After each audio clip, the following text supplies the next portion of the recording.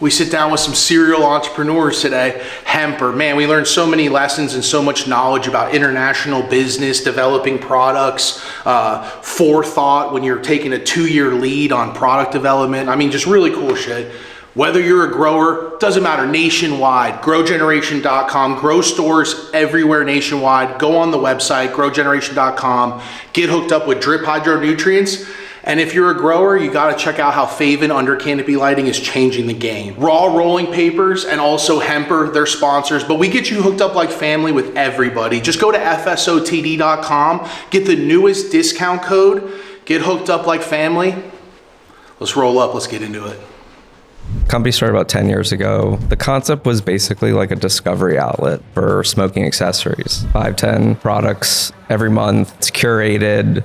So launched, call it June 1st, 2015. And we had like 30 subscribers our first month. And there was this lady who had like 20,000 subscribers named Jane Rowe. She starts advertising it the month. By August, which is the month we started with Jane Rowe's box, we did 1,500 boxes that month. Because everything I've always done, I'm like, I'm smoking before I go shoot this video. I'm smoking before I go do this campaign. So it's always been a part of my life. I would leave to Hong Kong for like 3 months of the year and I would do content over there and then come back. And that's when I would like link up with Bryan. We're gonna go figure it out. That's where the mecca of this is. And that was 17, 18. That was like the peak of all this. A lot of the products, I think though, like when you really get into it, are solving our personal problem. Projects take 5-10 years. They're cycles. You only have 5, 6, 7 cycles in a lifetime. You got to make sure it's the right thing you're working on.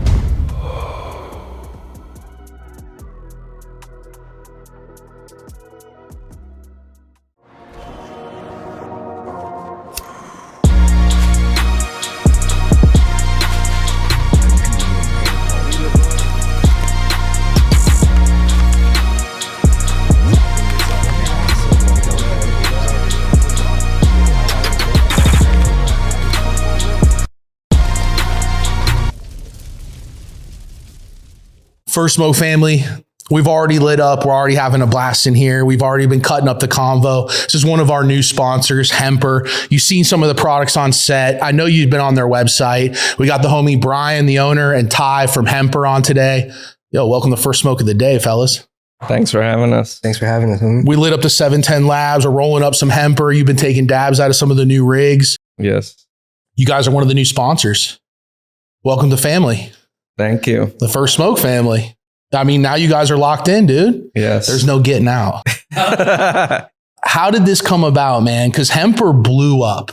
We've seen it pre-pandemic and then just literally take a rise. I've seen commercials for it. Your media side's popping off. And then the amount of pieces that you guys produce is crazy.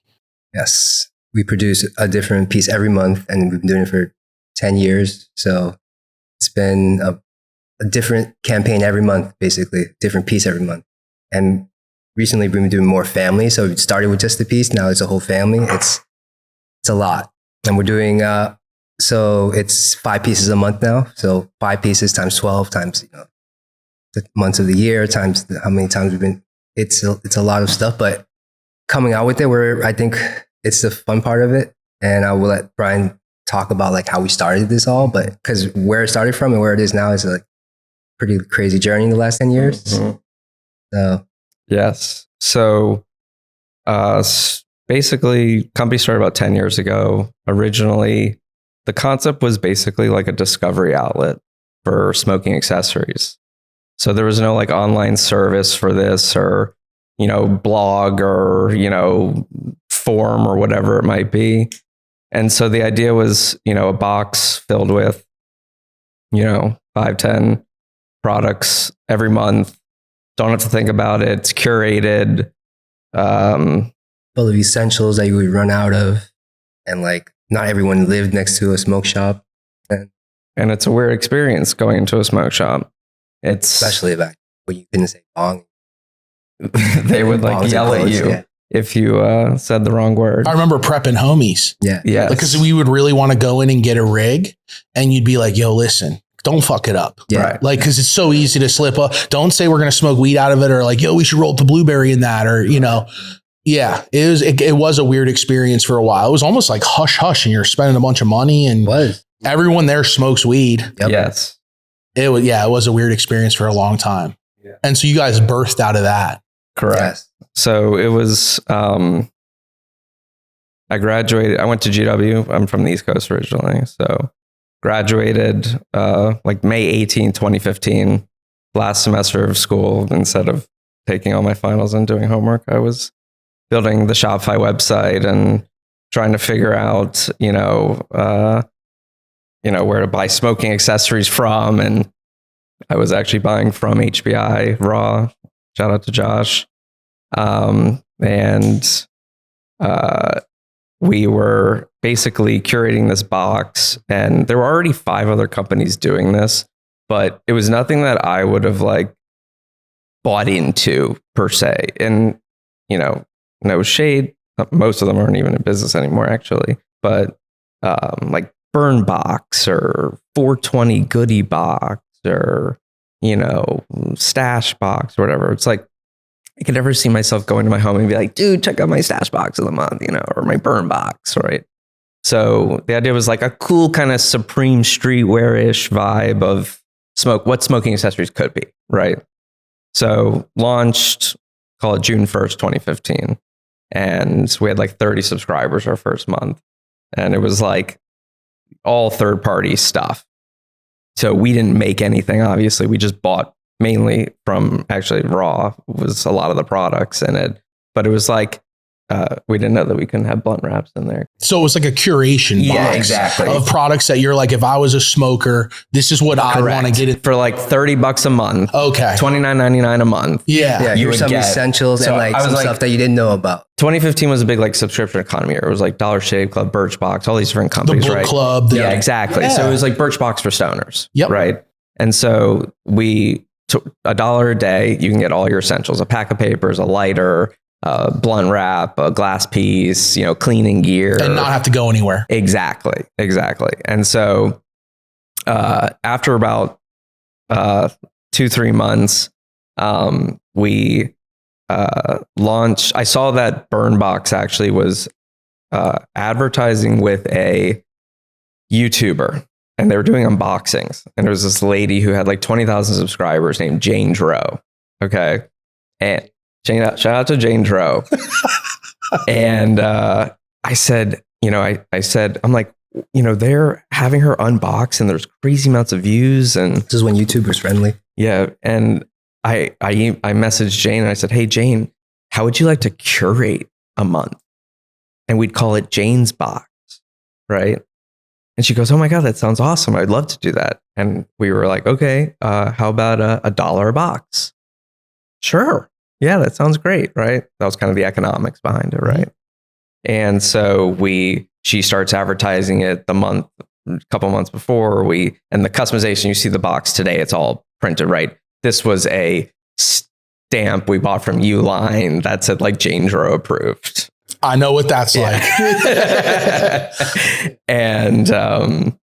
And so, but everyone loved it. And we went from, I said, okay, so we did, let's say 30 subscribers. Which is solid your first month.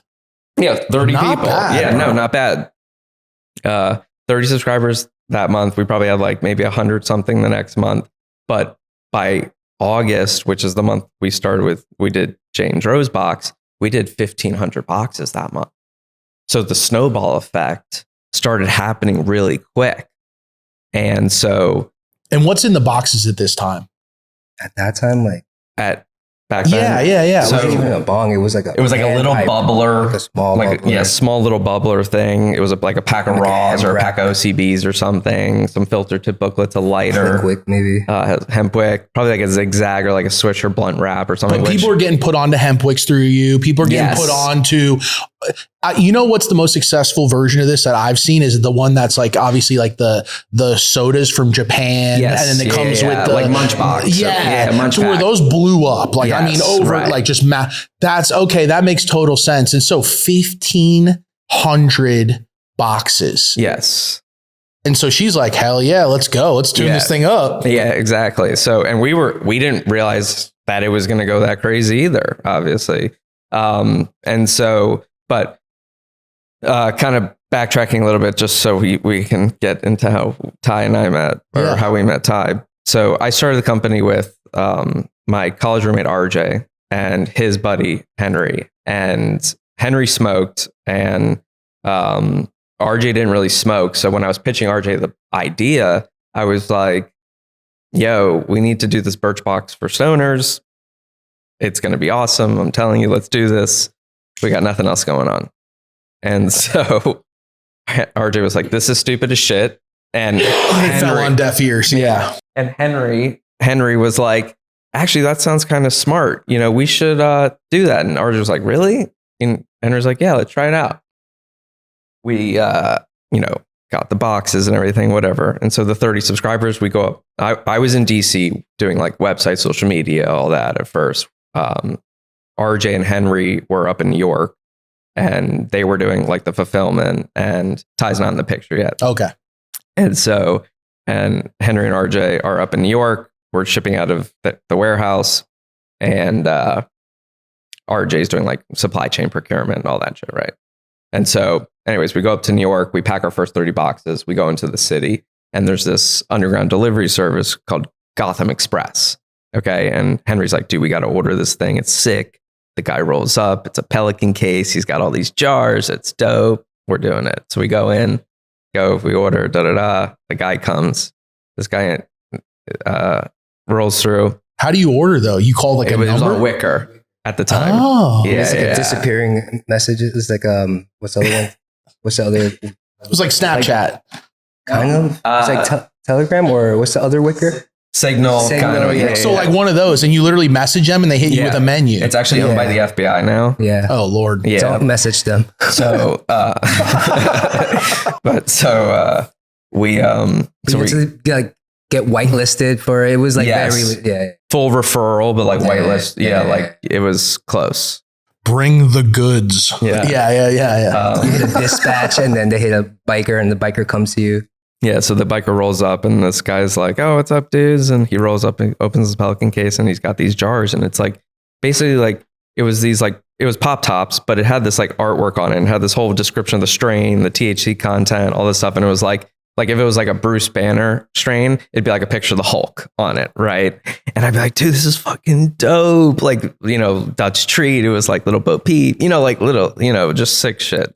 Cherry pie was like a picture of the cherry pie. That was like the infancy of really branding out strains. Yes, exactly. This was 2015. 2015, yeah. 15, Yeah. So the wave was cranking in New York as far as those delivery services by that time. And so we didn't think anything of it. We bought it, whatever. The guy dipped, and we smoked, and yeah. Then the Jane Joe month, I go back up to New York. We packed the 1,500 boxes, which was a shit ton. And we didn't have any employees. It was just me, Henry, and RJ at the time. So we're packing, doing the website. Everything's us. And we go back into the city that night. We call the delivery, and it ends up being the same runner. And he's like, "Oh, what's up, guys? Like, how you been? This, and this." And we're like, "Oh, dude, we just hit like 1,500 subscribers on our, company Hemper box." It wasn't really Hemper at the time. It was like Hemper box. It was like this whole thing, right? And so he's like, "Oh, that's sick. Like, I got this like graphics, like, dude, you got to meet. Like this like designer dude, you got to meet." And we were like, "Oh, for sure, dude. Like, let's link up." So, like 2 days later, we go down. Where were we? Chelsea Pier in New York. And that's when Ty rolls up. Yeah. And the thing is like the service, right? So there's 3 boroughs that they deliver to, and they had different dedicated runners for each borough. So my homie who he's talking about, he only delivers in Queens, and only in Queens. So because you had your route, and they load the Pelican case up with like 60 vials. So you're just running until you finish, and then you just go home, right? So it's crazy that he ran into the same runner, and they were only in Manhattan. So they had their own runners. So he got put in Manhattan maybe like twice because somebody called in sick or something. Mm-hmm. But both times he got him, and both times he would come through afterwards. And because I got him the running job, because he was a marketing director at LRG before. And I come from like that streetwear world. Like I worked at Karmaloop straight out of college, and from there I went to Complex. And then at this point I was like in like agency world, like corporate agency stuff. So I was doing this stuff on the side to get free weed. Basically, I knew this guy, and he would give me free weed for every vial I did, like artwork on the vial. He was doing the artwork. Yeah, I was doing the artwork for the for the vials for free weed. It was just a creative release because I fuck with it. so I never paid for weed in New York probably for like 8 years or something like that. Because this was going on. I met the runner in like 2012. He used to come to our studio and he smokes heavy. Yeah. So he was like, yo, you gotta meet these kids. They have like this weed box or something like that. I met them twice already. It's called Hemper. And they gave me the card and stuff. And I was like, I don't know, bro.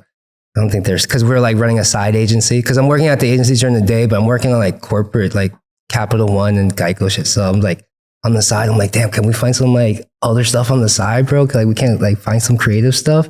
So he's like out here delivering to people and talking to people. So he's like, these kids, they went from 30 to, I saw them again. Now they're at 1,500 and they want to just meet on some like retainers. I think we can give them some branding stuff. They don't even have a logo or anything. So I was like, so what is it? He's like, it's like a stoner box. I'm like, so they send you weed or what is it? He's like, no, it's like accessories. I'm like, are they sketch or what? I'm like, he's like, accessories. I'm like, how many accessories? I'm like, it's every month. How many accessories can you get? He's like, no, they have mad subscribers.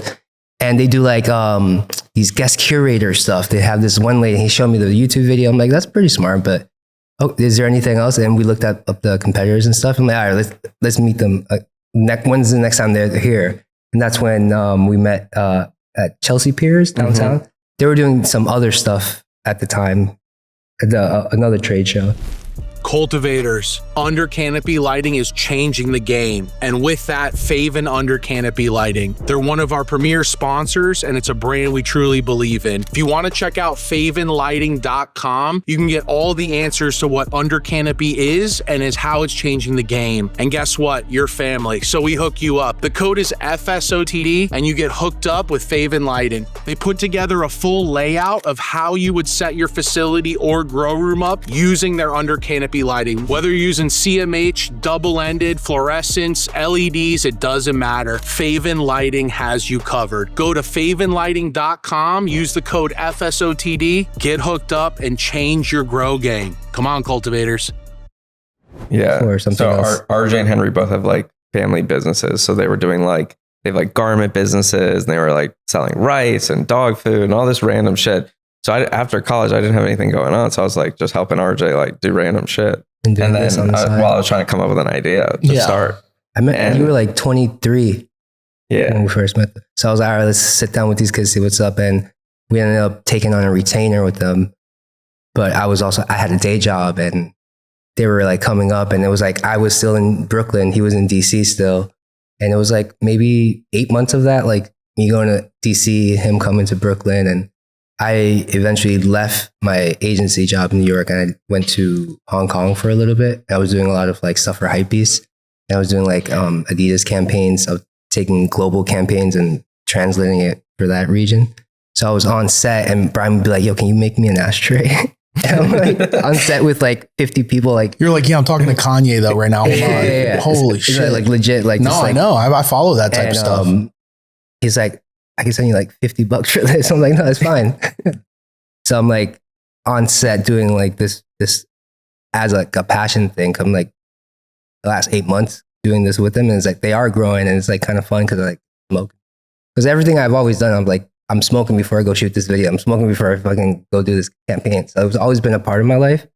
So I just never thought it was like a way of like actually doing it, like actually like doing it. So like making a career or anything out of it. So it took me like 10 years to get where I was already.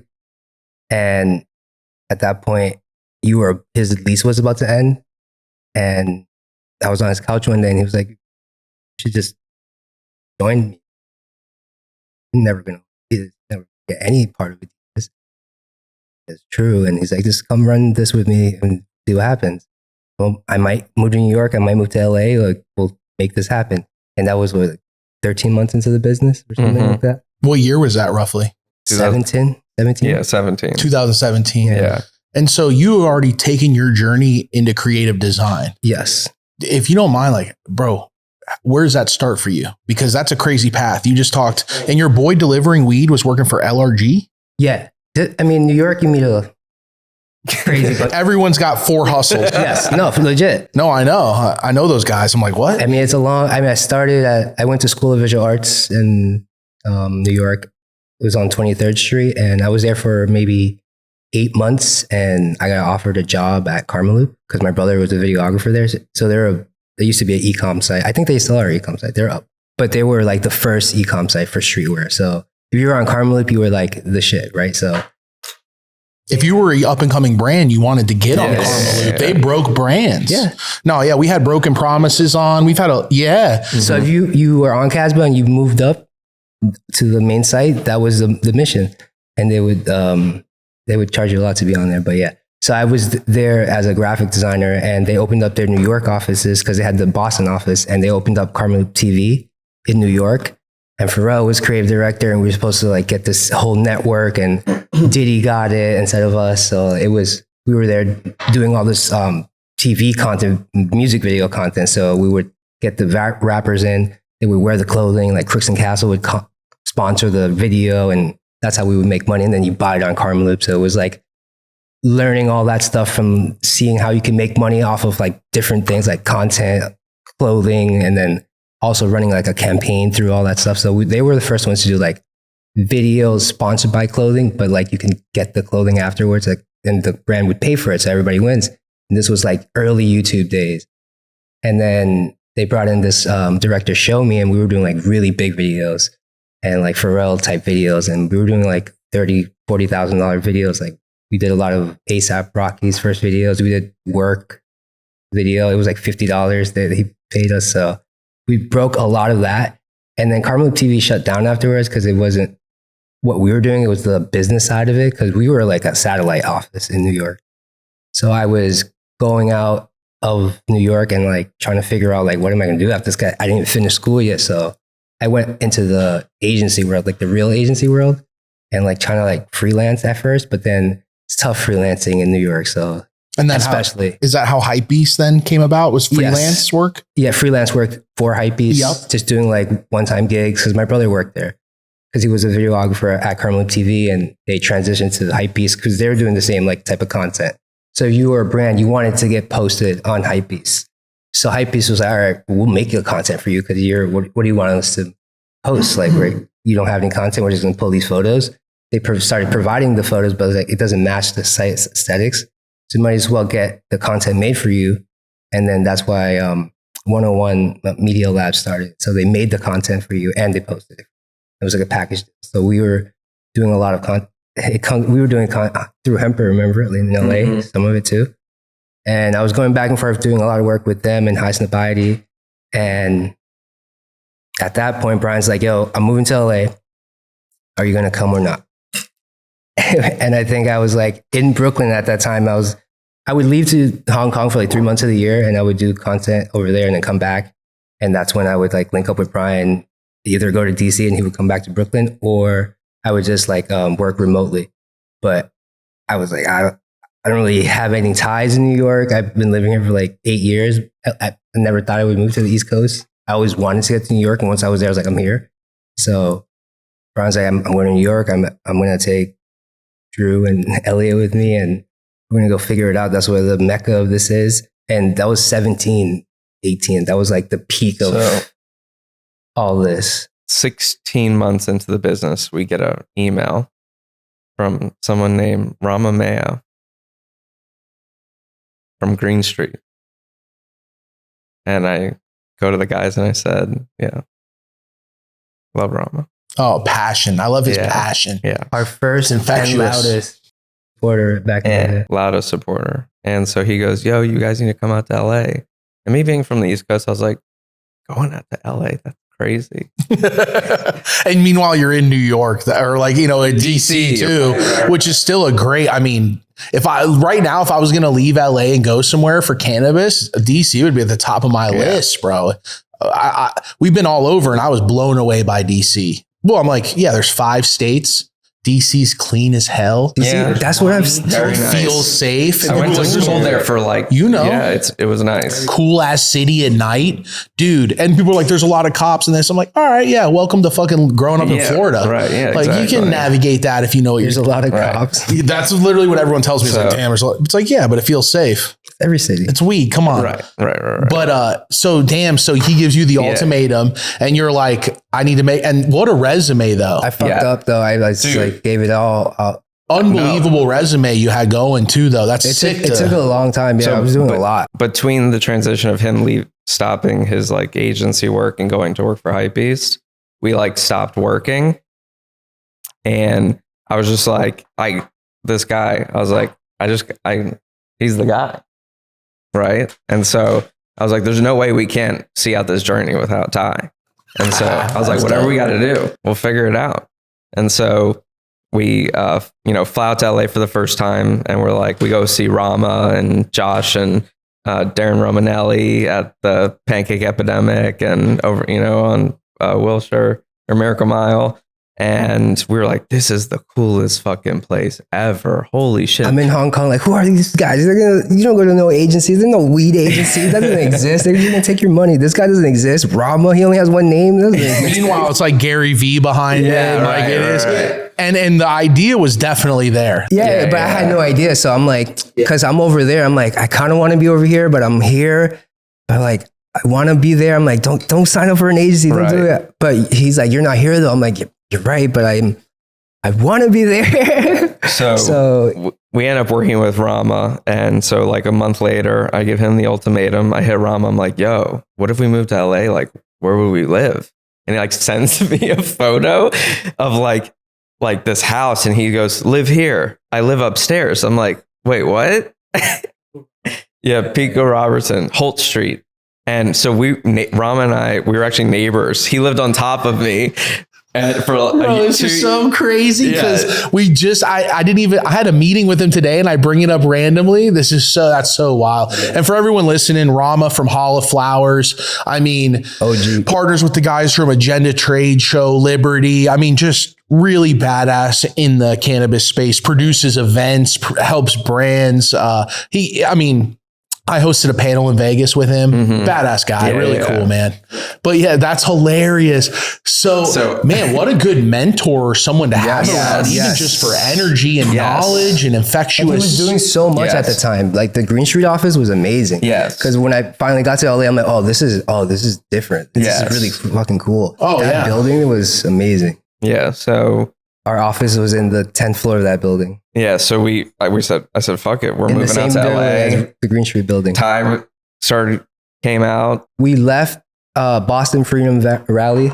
Yeah, we did Boston Freedom Rally. And moved all our stuff. And then literally, so we packed up our house or our apartment from DC, went to Boston Freedom Rally, flew to LA, met the truck there, unloaded the truck, and then we were living neighbors with Rama the next day.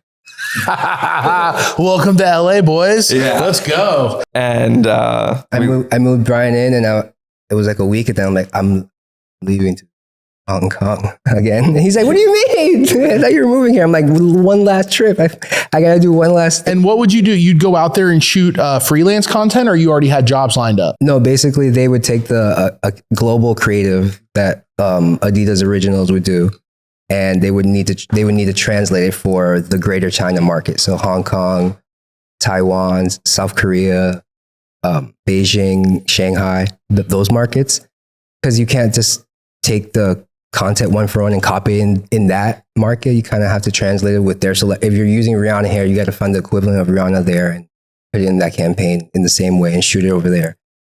Good lessons. Yes. You brought on a good partner. Yes. With some great lessons. So I had to do a lot of that translating. I would get like 50-page global direction for spring, summer of 18 if it was like fall of 17. So I get that creative, go out there and shoot and we would shoot all condensed. Like we would hit like 3 towns and shoot like 3 weeks in a row, get all the footage, and I would go back and work on get the people to work on the post. Photos and video. Photos and videos. Mm-hmm. Like seven brands underneath Adidas Original. So like NMDs, Boost, like all of the shoes would have their own campaigns, own like celebrities and stuff.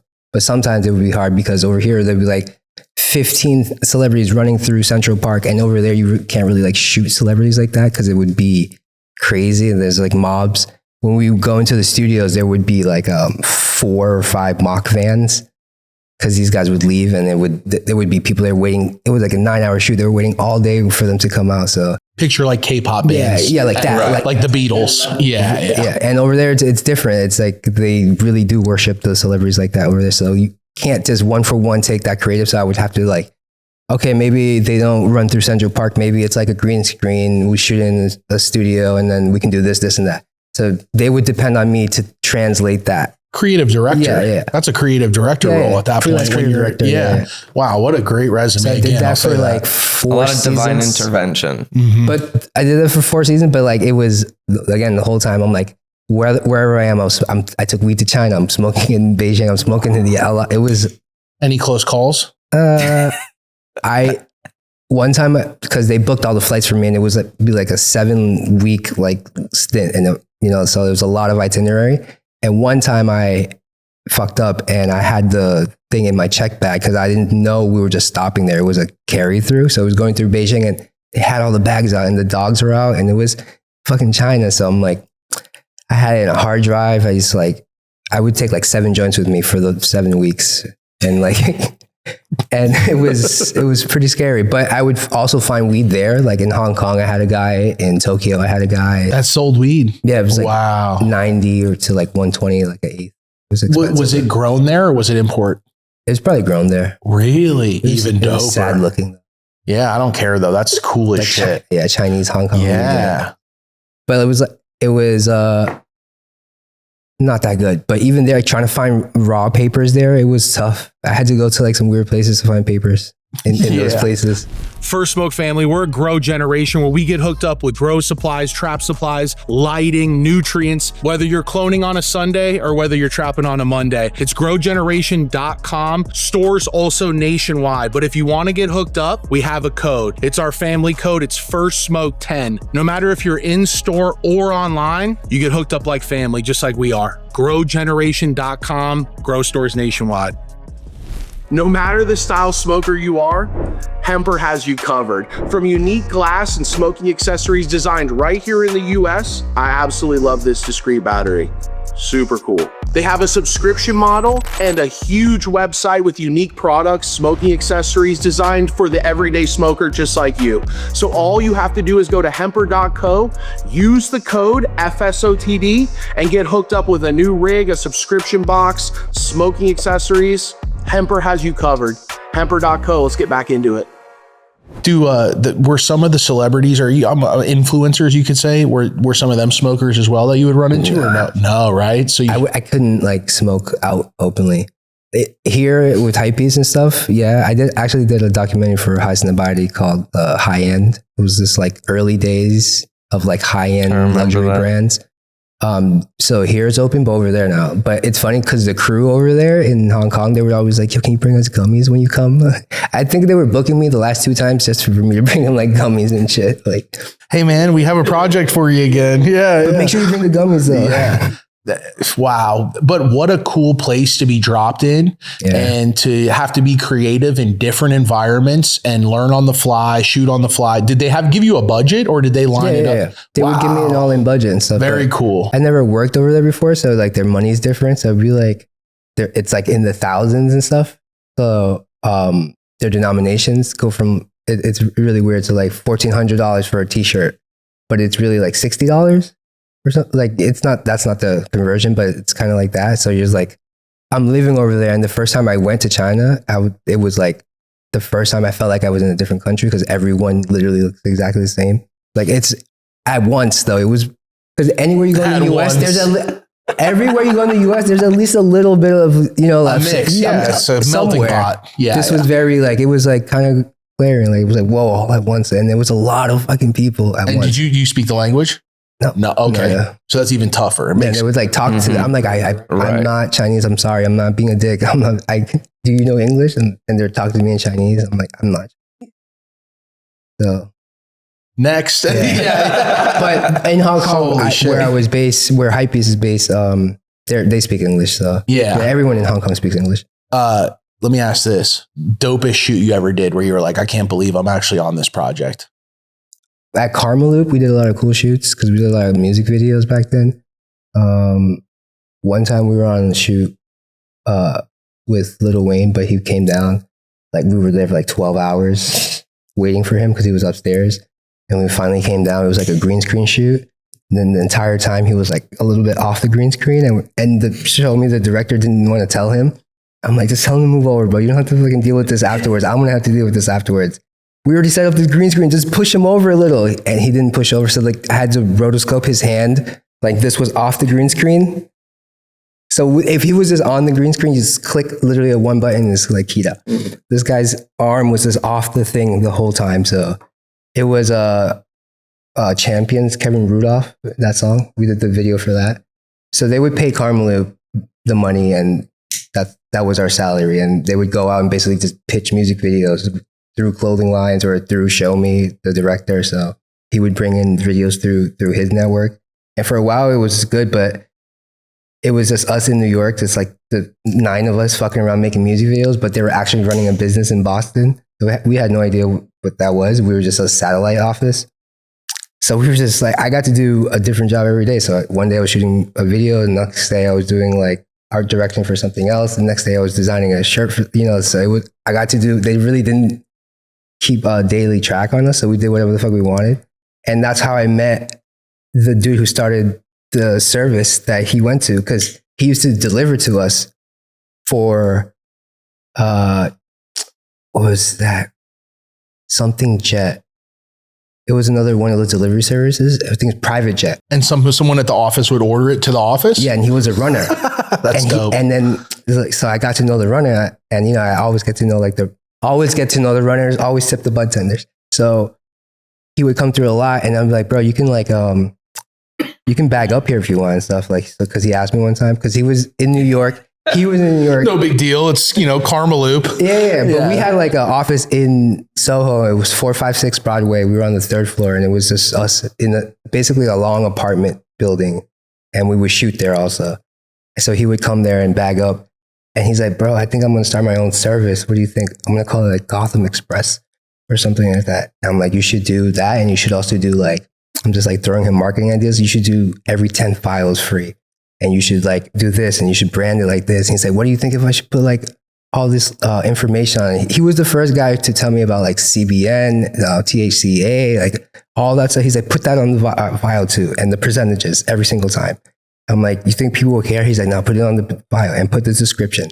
So he would send me a text, a wicker with the description, the lab tests, and the lineage. And I would put that all on the vial, and then I would put art on it. Like if That's it was, why I thought they were so dope. yeah. It was First basically song. this, but weed. But I mean, now think this And is I would get free hilarious though, that if you're thinking of it as a weed guy, you're getting a vial and you're like the guy who designs and does shoots for Hypebeast and Karmaloop. And then the other guy with LRG designed the weed label. That's fucking insane. Like that's crazy, because to think that that's your backgrounds. And it's like, yeah, you're looking at the label like this is dope. And you're like, yeah, 2 of the guys that are working for probably the best streetwear brands out there. And one of the biggest media companies that cover streetwear, Nike. I mean, you guys did stuff with that Hypebeast, Karmaloop. I mean, they're doing stuff with everybody at that time. I mean, campaigns, rollouts, Real campaigns. You're learning how to monetize media, and on the, not just like, oh, advertisers, no, but also with what they're wearing, the background product placement. Wow. Lessons that sponsored videos. I mean, you couldn't even get that in college if you wanted. I got very spoiled early on in my career. Well, it's just a great partner to have where you The play height of it off. was crazy. We shot a Beyonce video. The height of it. I mean, it's not like Show Me was a big part of it because he brought his connection, but he was enabled with the team and like creative reign, and we were like doing whatever. Show Me was like, yo, I think we're gonna shoot this video with Ferg one day, but we need to like pitch it to Greg Slocum and get him to approve it, and then we'd be like, what's the budget? And he's like, there's no budget. We'll just figure it out. We'll break into this place and we'll shoot it. If you look at Ferg's video work, we like broke into like a little alley and shot it. It was like $50.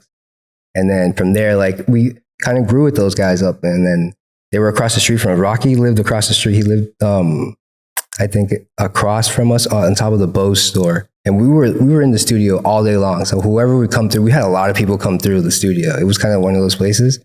And June, the runner, he used to work at LRG. We used to sell LRG, big partner. He got fired from LRG. And I'm like, you can just work out of here. But he was working out of there. And then when my boy started the service, he's like, I need runners.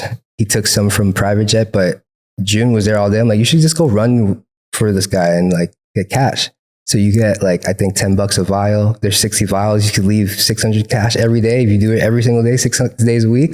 Game like, time, baby. Run it. Yep. So he was doing that. And sometimes he was doing double shifts and getting every Pelican case, 60 vials. So guaranteed if you get rid of that. And people were buying like, and it was $60 eighths. And I think it was like, what was it? 4 for 200 or something like that at the time. Mm-hmm. So people were, and the clientele was like liquid. They had that liquid, you know, like. Oh yeah. All my buddies who used to order that used to hear about it. They had bread. Yeah. And it was like It was good, but unbelievable shit.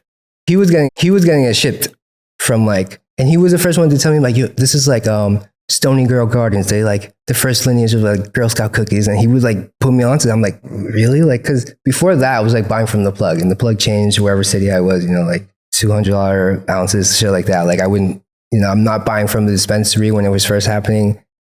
When we first moved to LA, the dispensary was just before it changed, where it was like picking the because bud out. 18 or 19 is when it went. Yeah. So that was 215 my to 64. Yeah, right, Yeah. exactly. And so our first dispensary was Pico Robertson, Pico Medical. How good were those days? Bro, Maj, you know The Maj? ninja on the counter making pre-rolls. I miss it. But at the time, you're like, it's only going to get better, right? Or VMC, PMC, Jungle Boys downtown. Was like Crushing it at yeah. that time. Oh my Rosin presses over there to the corner. You could buy flour, Bryan, get get a it fresh press. Unbelievable. An eighth for fresh press, and I'll Right. take an eighth for flour, Right. please. I mean, Right? just really cool shit. Yes. How can we not allow that now? It's like, yeah. Secret sessions. Then we met because through Rama, we met everybody. He put us on because we knew no one. We were from the East Coast. So like we got put onto all the secret sessions. You We know, were right Adam underneath Hill them. Whatever and- was happening at Green Street, where we was just like, yo, can we sponsor the bar? Can we do? Right. He got us the influencers. We got like 4 months through him. Like, Yeah, we it did was- Cypress Hill collaborations. We Madzilla did collabs. Fostradamus, Madzilla, Yeah. Little Little Debbie. Debbie. Mhm. So I just took all that shit that I learned from 10 years of streetwear and then campaigns, and I did a little stint at like corporate media too. So it was like taking that into account. Like, why do we want this customer? Why don't we want to put weed into our content at the beginning? Why don't we want to call it Stash Box, or, you know, like an explicit name when this does open up? Even though Hemper is that, but Hemper was the safest one at the time. So I think we wanted to keep a clean image from the beginning, but also like keep the audience engaged. So I'm like, how do I do that? Like, I mean, for Adidas, it's like the same shoe they're just changing the influencers, right? It's the same thing. Or we're changing the sole color. We're running campaigns every month. They're running every season. So it's like 3-4 months worth of content. We're shooting every single month for this. So I think we had to figure out how to keep it fresh, we had to right? figure out how to keep it fresh. At first, it was influencers. First, it was influencers, right? Celebrity curated boxes was the idea. It was like, you're watching them, you're listening to their music. Why don't you sit on the couch and smoke like them for a month, right? And How every other industry is. we rode that for like, I don't know, 2-3 years. And then we kind of realized that like we definitely alienated a certain part of the customer base that was truly looking for that discovery outlet, because everything ended up in the box, ended up becoming more limited edition instead of monthly curated discovery. And so we changed, kind of pivoted on that. And we actually ended up getting away from the celebrity curated stuff and going back to the curated items. And what we really decided to do was come out with our own products, right? And that was probably about right was around one of that the first time. issues outside of the running up with the influencers and stuff is like we ran out of products to put in. Because at that time, like it wasn't really that many products. So you would put it into a box. Yeah, every there's month. only so many things you could customize. After like rolling 2 years, we're like, papers. okay, it's the same stuff. There's essentials, but new products, because we were always on like, discovery was a thing. If we're going to come to your house every month, we're going to bring something new every month. Our boxes were coming out faster than the industry was coming out with new gadgets, right? No one was coming out with a lot of cool smoking accessories for cheap. At Oh, least. every month too. That's a crazy production cycle. Yes. It is. And so then you start to curate. I'm sure you're starting to think long term and you're like, how do we scale this? But then Yes. also keep it interesting. Just like any business. damn near. Exactly. I mean, Exactly. At the peak, it was like 20,000 subscribers. Like when subscriptions culture was at like that. And that means they're getting a box every month delivered to them Mhm. that's curated by you guys. Yeah. Okay. 20,000 people. Wow. All over America or the world? Mostly the US. Mostly the US. Yeah. Okay. That was like February 19. It was like peaking like that. But that was when we were just the box. Yeah, that was not, we didn't have anything else going on. Well, So now we had to like order 20,000 of everything that goes into those boxes. 7 items. And then I So was like, well, let's just make some of this. glass, getting that many pieces of that same thing is almost impossible. Almost impossible. We tried. In a it was- 30-day cycle. Early on, I had this, after going to my first Champs trade show in 2016, I had this dream. I was like, we're going to be the only subscription box to have US made glass. And I was like, it's good. And I I'm like, what does convinced that RJ and mean, Henry Bryan? and these guys, and I'm like, we're going to do it. It's going to be the game changer for us. And we got fucked over by every American glass blower that we worked with. Never could deliver on time, never really gave us the We're asking quality for they like crazy promised. quantities. It was, we tried so hard to make it Hand work. making anything that's more than 5,000 is just kind of crazy. You know, Because that's the thing that people will poke at is like, it needs to be made in America or why isn't it American? Yes. And back- so, but you're saying we need 20,000 of this bong. yes. and it needs right. to look And exactly they're like, alike. what? Because Right. these 20,000 people want the same bong. Shopping spree begins. Cultivators globally trust Drip Hydro. Whether your nutrient solution is in powder form or liquid form, Drip's got you covered. And you know we treat you like family. First Smoke 10 is the discount code. Whether you're in store or online at driphydro.com, doesn't matter. We get you hooked up. driphydro.com. Clean, effective, affordable. First Smoke family, no matter the guest, you know we're rocking Raw and Elements papers. Whether it's the Elements king size wide, the Raw fatties without the crease, so you still get the king size wide, but with unbleached and uncreased. Something we've been loving on the show is the Raw king size blacks, and when we're lighting up, the Phoenix. This is awesome.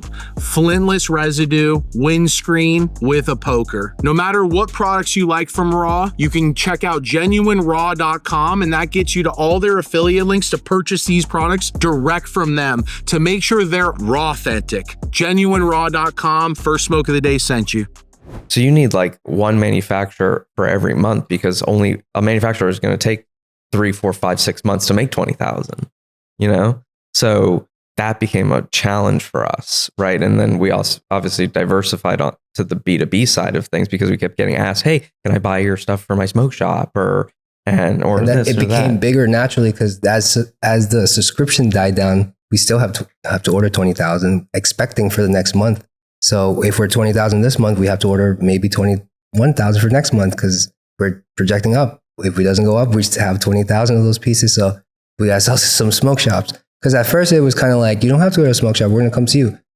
But if the subscriptions go down, what are we going to do with these bongs? Who else is going to buy this much at once? You know? Well, it makes sense too. It's a similar consumer base. Yes. It just through one, it's either through somebody or not. It's wholesale or Right. non-wholesale. Right. The consumer that's going to sign up for a subscription box is probably not the same ones walking to a smoke shop, Yeah, right? exactly. So You would think so, but no.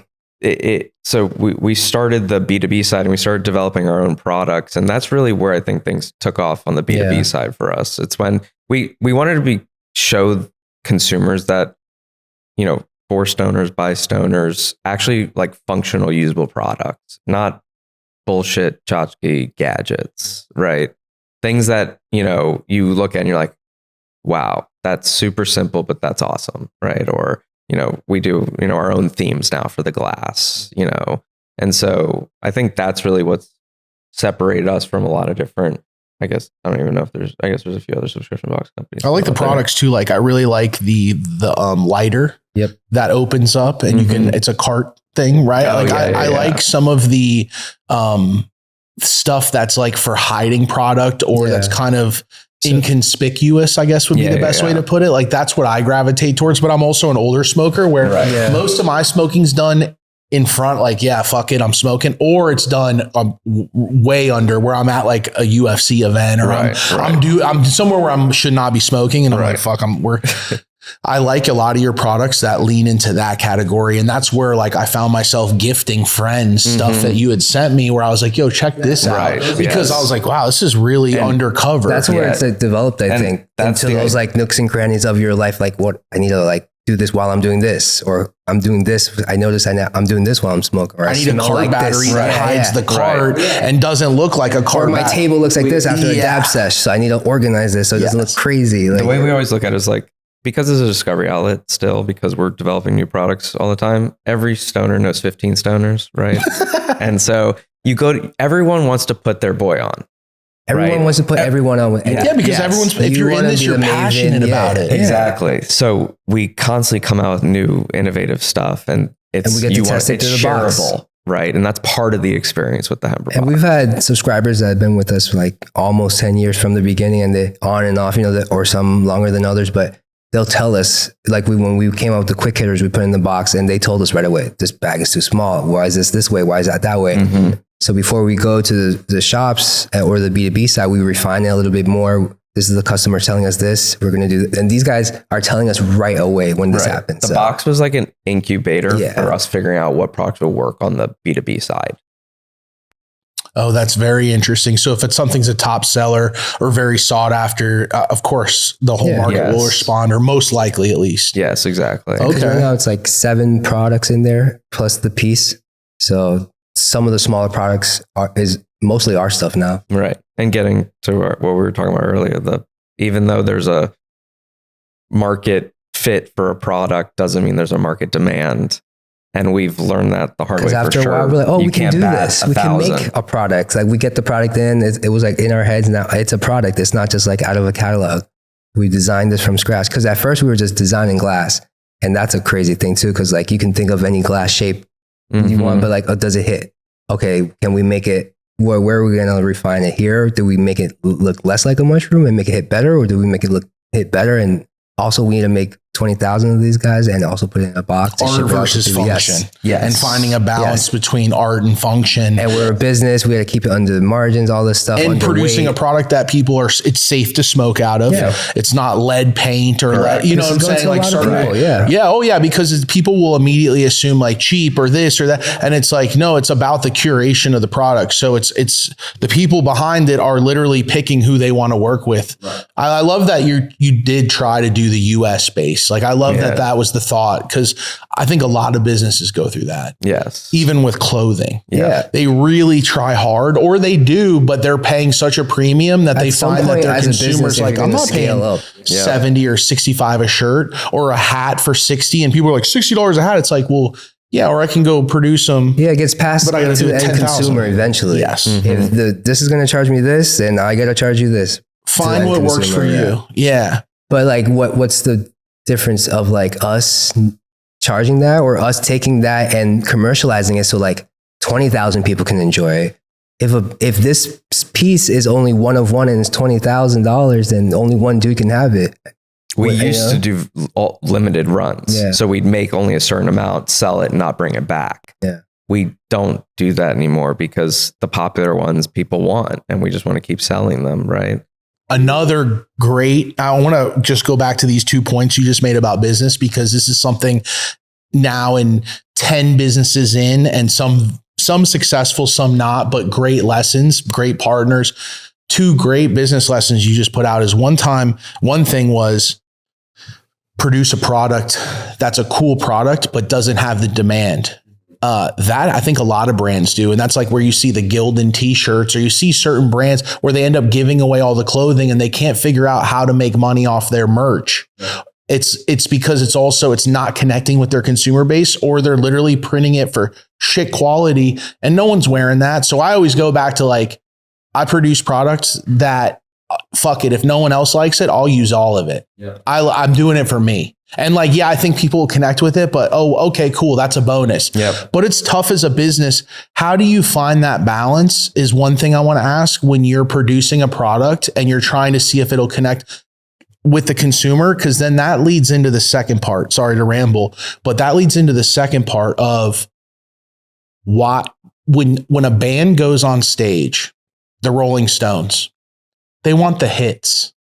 When Muse goes on, when Killswitch Engage, I mean, any of these brands, no matter what you listen to, Rihanna, ASAP Rocky, I want purple swag. Like, so once something is a hit, a lot of creatives, I do the same thing, is I'll pull it. I'm like, okay, next, because I want the challenge, or you want the challenge of producing, and they don't realize, like, no, dude, you sold 1,000 of those. There's 100,000 people that want that.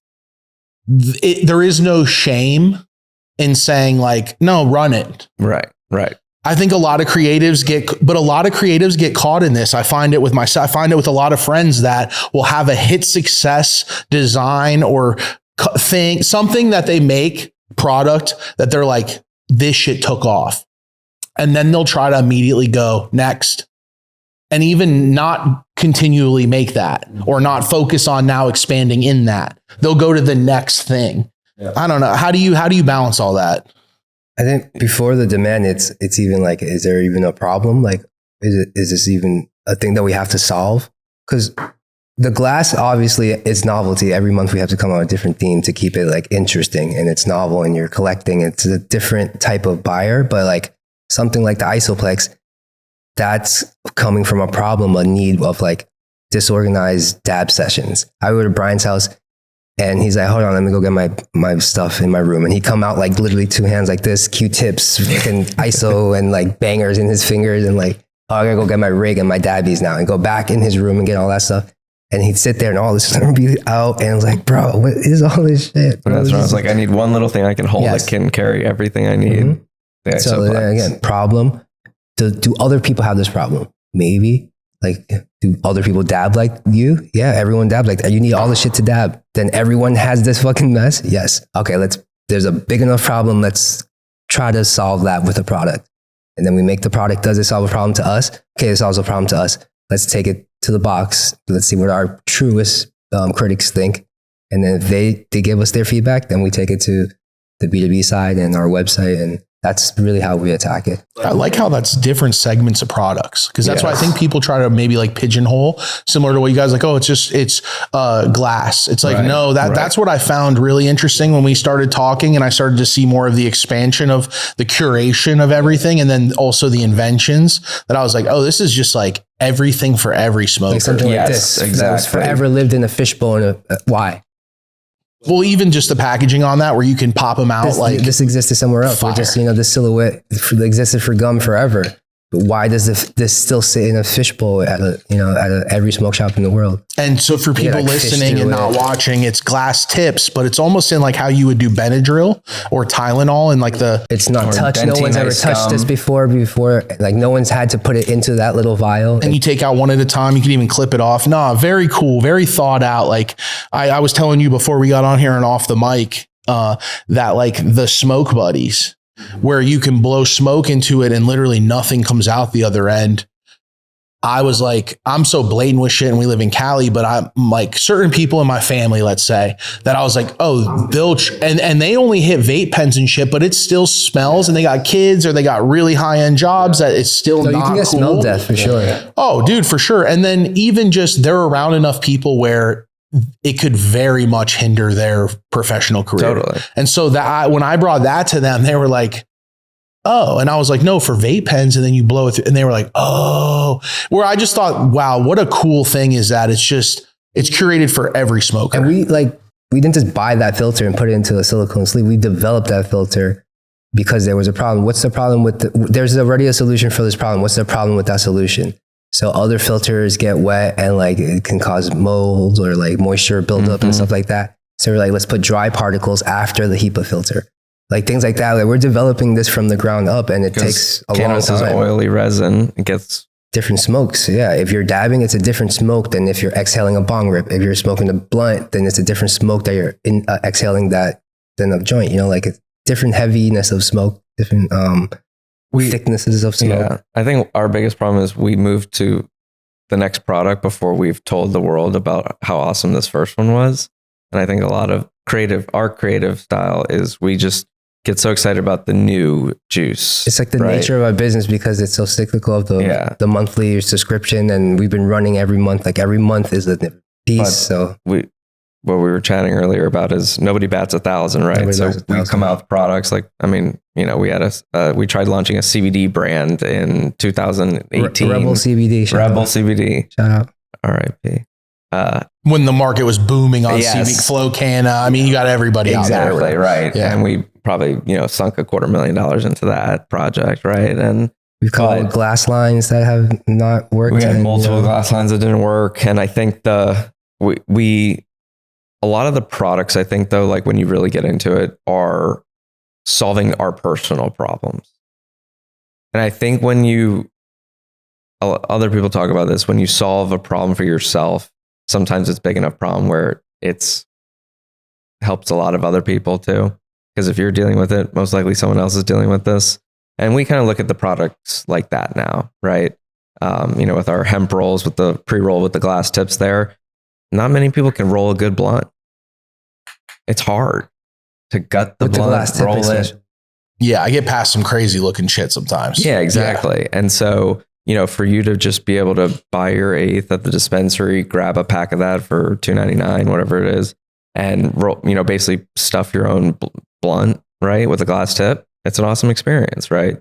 And or for like the quick hitter, someone who's just looking for a simple 10-second preparation thing. You pack it, light it, done, right? And Because so many types of consumption now. You're not just consuming a bong in your house alone anymore. You're just right. going back to what we were talking about through my day. I'm going to do this. I got this meeting. I'm going to go meet with this person after lunch. So throughout my day, how can I consume and not like be stuck to one? I'm not bringing a bong everywhere with me. Mm-hmm. Even that, how are you going to do that, right? It's like you have to have a case that it goes in, and then where's your lighter go?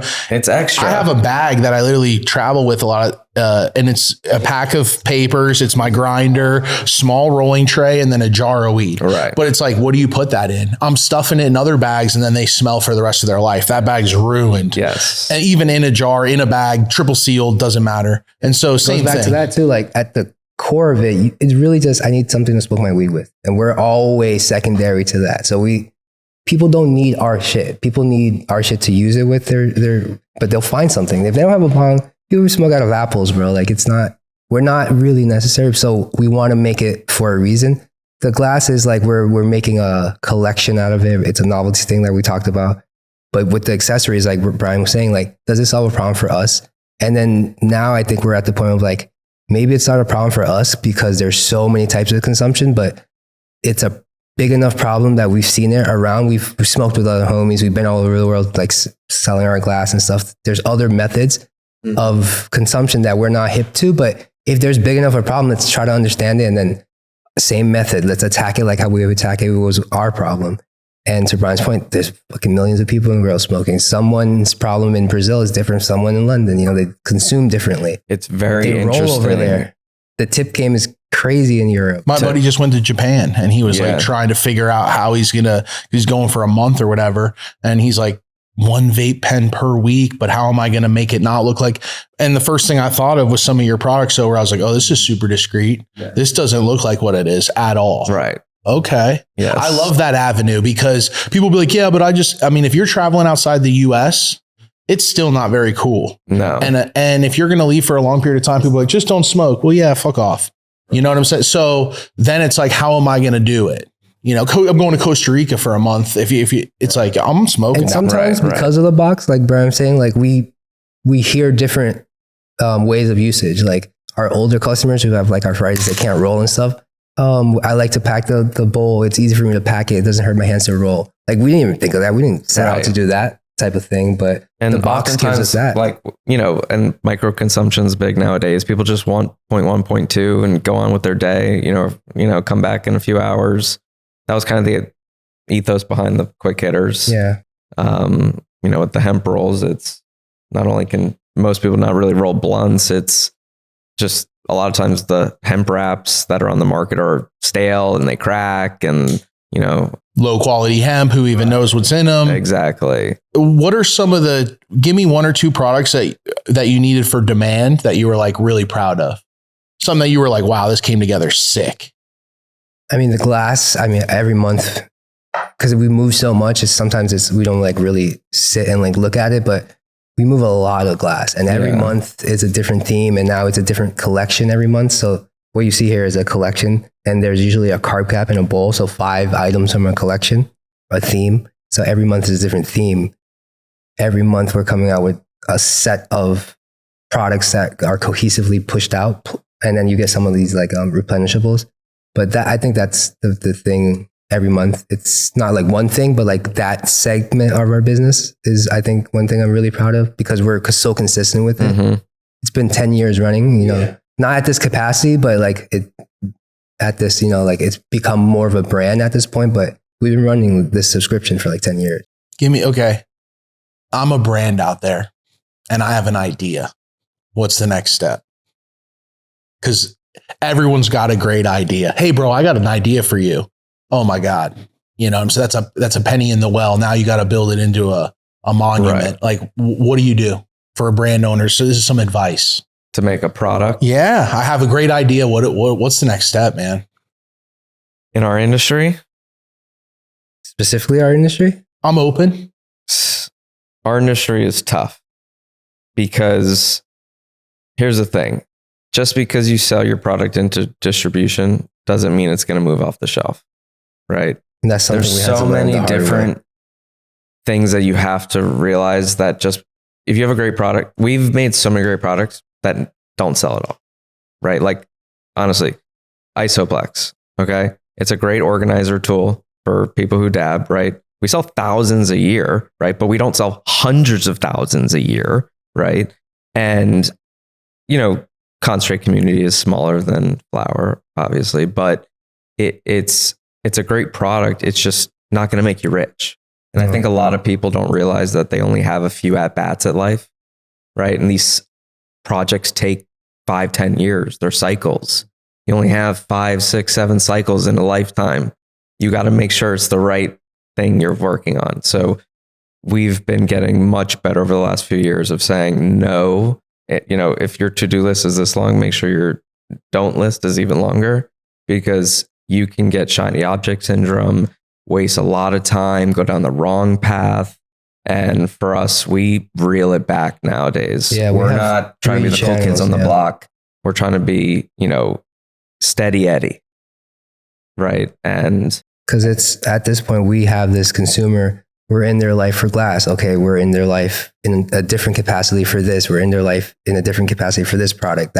We're trying to serve that customer until like forever. Like that's how we're constantly getting new customers, but the ones we're keeping, we're constantly trying to solve problems within their life, because you're smoking different now than you were when you were in college. I'm smoking now this year than I was 2 years ago. That's what I'm Right. saying. So you're evolving with the smoker. So we've I had, like for that. example, we've had subscribers when they were sharing a dorm with 4 other people, getting a box and then sharing that. And the bong sitting in the living room, but they share everything else that comes when with we it, right? checked into the hotel. Yeah. So we're in Miami for, I think it was Benzinga. Yeah. And we check into the hotel, and we're staying at the one hotel. And I always check in with my non-Hemper email because I just don't want to. Do you think we're going to smoke in the room? That smoking fee immediately gets attached Right. pre check-in. Exactly. And so we something happened, and we're like back at the hotel, and we missed the flight or something, and these 2 guys behind the counter, they're like, Hemper, the box guy, the box. And we were like, and he was like, I'm like, bro, why is he fucking? Just check us in. What's this guy talking about? Bro? You're like, no. What are you talking and so about? I'm Why like, is he yeah. asking He's me like, this? he's like, oh, dude, I was in college. I just graduated last year, but I bought your box while I was in college. And it was his roommate working next to him. He started naming themes that he liked. That he liked. And we had a new product that we were releasing that week, and we gave him some. It was quick hitters. Yeah, it was quick hitters actually that week. And it was just crazy how we're checking into it, one of the nicest hotels in Florida. And the guy at the counter was a subscriber, and we thought he was fucking with us. And it's just it's so crazy. It's kind of the same feeling when you walk into a smoke shop and you see your product on the shelf, or you go into a dispensary and you see your product on the shelf. That feeling as a creator, an entrepreneur, business owner, that just gives you the juice. It's the best. Yes, it's the best. The only level up from that is seeing someone in the wild. using your product where like, holy shit, And they that don't guy even know who really- you are. No. Yeah, exactly. And then the next level of that is like an influential person randomly buying it because they fuck with it, not getting it for free. Whenever we travel, we always secret shop because we always. just yeah, Really? Yeah, we just like seeing because like is the product moving off the shelf? We ask the clerks at the front counters at stores. Like we're just curious. Do you guys have to do CAD design? Yeah, all day. All day. Everything is from scratch, and then we 3D print in house, and we're to the molds now. So you and let me just walk through because there's so many people out here that the parallel for this episode for them is going to be how do you fucking scale a business? And it's not easy. No. And the amount of hoop jumping you have to do and dead ends you hit is just it's just never ending. And then how do you keep the same enthusiasm through all that? Right. And so you're starting to develop products. Now you have to find a CAD designer, and not only find a CAD designer, you have to be able to pay him to where you can still make a profit. We have a 4-man product team. We're not ordering from the catalog. Like it's real product. For people to understand, That's 57 people in Vegas. We're in like a 40,000 square foot warehouse, and we've got a full 3-4 person content team. We've got a 4-person product development team. We've got a 3-person marketing team. So from idea to drawings to CAD designs to packaging to samples to picking Rapid materials, prototyping. all that stuff. And what are we looking at? Idea to here's the product. Yes. How long? Depends on It depends on the project, but There's some stuff we can get to iterations. market pretty quick. Probably anywhere from like 3 months to a year. Just for because you say pretty quick. For people listening, a year of delayed gratification before you get to that. And that you're saying for some product. What about hard products? What about hard? The glass, we're on 2026 almost now, design wise. So that's like, almost a year ahead now, just on the themes of the glass and stuff like that. That's how far ahead we are. But on products, like actual products that are like this stuff, there's a lot of trial and error. We got to get it in. There's probably like 6-7 samples before it even gets. We go back and forth on the sampling. We tweak it. We 3D print it. We make sure it works. It's a process. You keep refining it and getting better, and the time it takes to get something to market gets shorter, and you get better. This took us a year and a half. Yes. To get the filter right, And for people listening, it's basically a smoke filter, but it's custom designed for cannabis. Yes. So and I'm a great use because we were blowing through it, nothing came out the other end. Yeah. I was very surprised because we get a lot of products sent to us. Yeah. So kind of along the way, we've figured out that we're like, we want to start, other brands. Could everything be under Hemper? Could everything live? And we kind of struggle with this also as a business owner is, so this product is a brand called Smoke Fiends. The filter, and we kind of started a B2B like wholesale side of our business, and we distribute to like dispensaries and smoke shops and stuff like that. And so the idea was that we're going to be like a house of brands at one day, and not everything can live under Hemper. And not everything needs its own brand, or not everything deserves its own brand or can justify its own brand. But that's part of like, we want to develop products, and then products have to live under a brand. Does that brand make sense? Is it cohesive? Like all that stuff that we're going through with positioning per channel, like what works in a C-store doesn't work in a smoke shop. What works in a smoke shop doesn't work in a dispensary. We started out e-com. We didn't have to do any of that shit. We're shipping you a box. All right, cool. If you don't like it, don't subscribe next month. But like, we didn't have to deal with your display box is too big for my counter. Like this is like, I got to account for every square inch of my back bar, like like that type of stuff. And we're just like, okay, cool. Like we got to learn this on the fly. You need collateral for everything in your store. Just because it's in the store doesn't mean people know it's there. Like store claims, formats, posters. Just selling into a distributor. I think that's where a lot of business owners or a lot of people who want to get into business just don't realize that it never stops, right? And you design, you ideate the product, you make the product, you sell the product. Okay. But then you have to help the person who bought that product sell more of it. And if you don't, they're not coming back. And if they don't come back, probably no one else is coming back too. That's the part that is even tough for me to wrap my head around sometimes is that, oh, they want you to sell it for them? Because that's happening in cannabis with the dispensaries. That's you can have motion, but I don't care. You can, the biggest brands still got to promote. No, and that's they everywhere, want bro. PADs. They want all this extra promotion. And it's like, oh, you basically want me to sell it for you. You just want to, the consumer comes. Yep. But then I thought about the alcohol industry and how liquor shops are, and grocery shops. And I was like, it is the same. Okay, I'm not just getting uppity in my feelings about like, what the fuck? You gotta, like, what are you guys here for? Just to literally like hand it to somebody? Right. Yeah. But then you realize like, no, this is all industry, and embrace it and figure out how to work together through. But like, that's a hard lesson, and that costs money, that lesson. It does. So you have these ideas, and this was another hard lesson that I learned, that you're creating a product, you're looking at 3 to 5, 6 samples. Dude, each one of those costs money and time. Yes. People think like, well, I'm going to send the CAD designers doing the design. I'm going to get it back and it's going to be what I want. Right. Perfect. Yeah. Every and time. you want one sample, it's going to be like $20,000. You're like, what? For one sample? Yeah, you're only getting one sample. Right. So your budget needs to be literally 4 or 5 samples. Yes. Yes. I mean, let's say for a highly developed Yeah, you want to product. get it closest production as possible without opening a production mold, right? Yes. So you kind of have to like get it to like 95% and like project it to production mold. That's why we 3D print. We, do a bunch of stuff that we get it to the point where it's as close as possible before we go to tooling, so that we're not sitting there finicking with it after the fact. And then we're like, fuck, why didn't we think of that? Because a real product, you're ordering more than 10,000 of. Like you're ordering a shit ton, and you're ordering packaging, and you got to worry about, configs on the master cases. There's a lot of stuff. And we've realized that when a project can hit it, and if it doesn't hit, you can only afford a few of those. Right. And so this, getting back to the whole, not having shiny object syndrome, that's been a big thing, right? It's like cash is king. Don't have shiny object syndrome. Yes, you do have to help your distributor or retailer sell the product. And that's just part of it, right? No one else can sell the product better than you, right? No one can train the sales staff better than you. It's just a fact of it.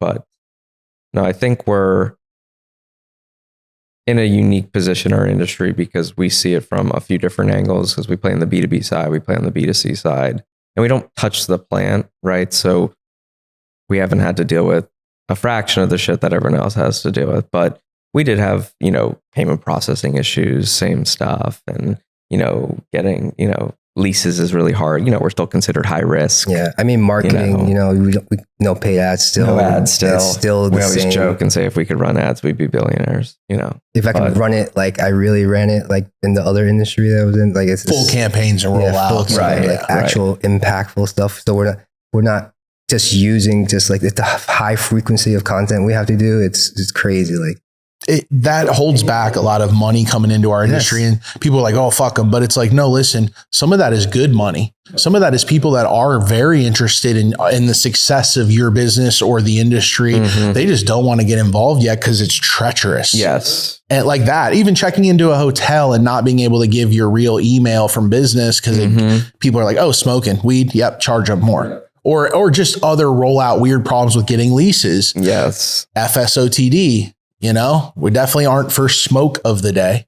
Just putting smoke on a bank account Yes. is a fucking problem. Yes. Which is so crazy. Yes. It's like, no, we're living in California. It's fully legal. Ooh, yeah, but it's smoking. And then it goes into like, oh, cigars. It gets weird with people. So it is interesting, and it holds back a lot of really awesome creatives who we're are trying maybe to run in it as a streetwear. business. We're trying to run this. You don't stay in business for 10 years and you don't run it as a real business. We have 60 employees. It's I feel a like real every business. week we hear about some other Ponzi scheme going on in the industry.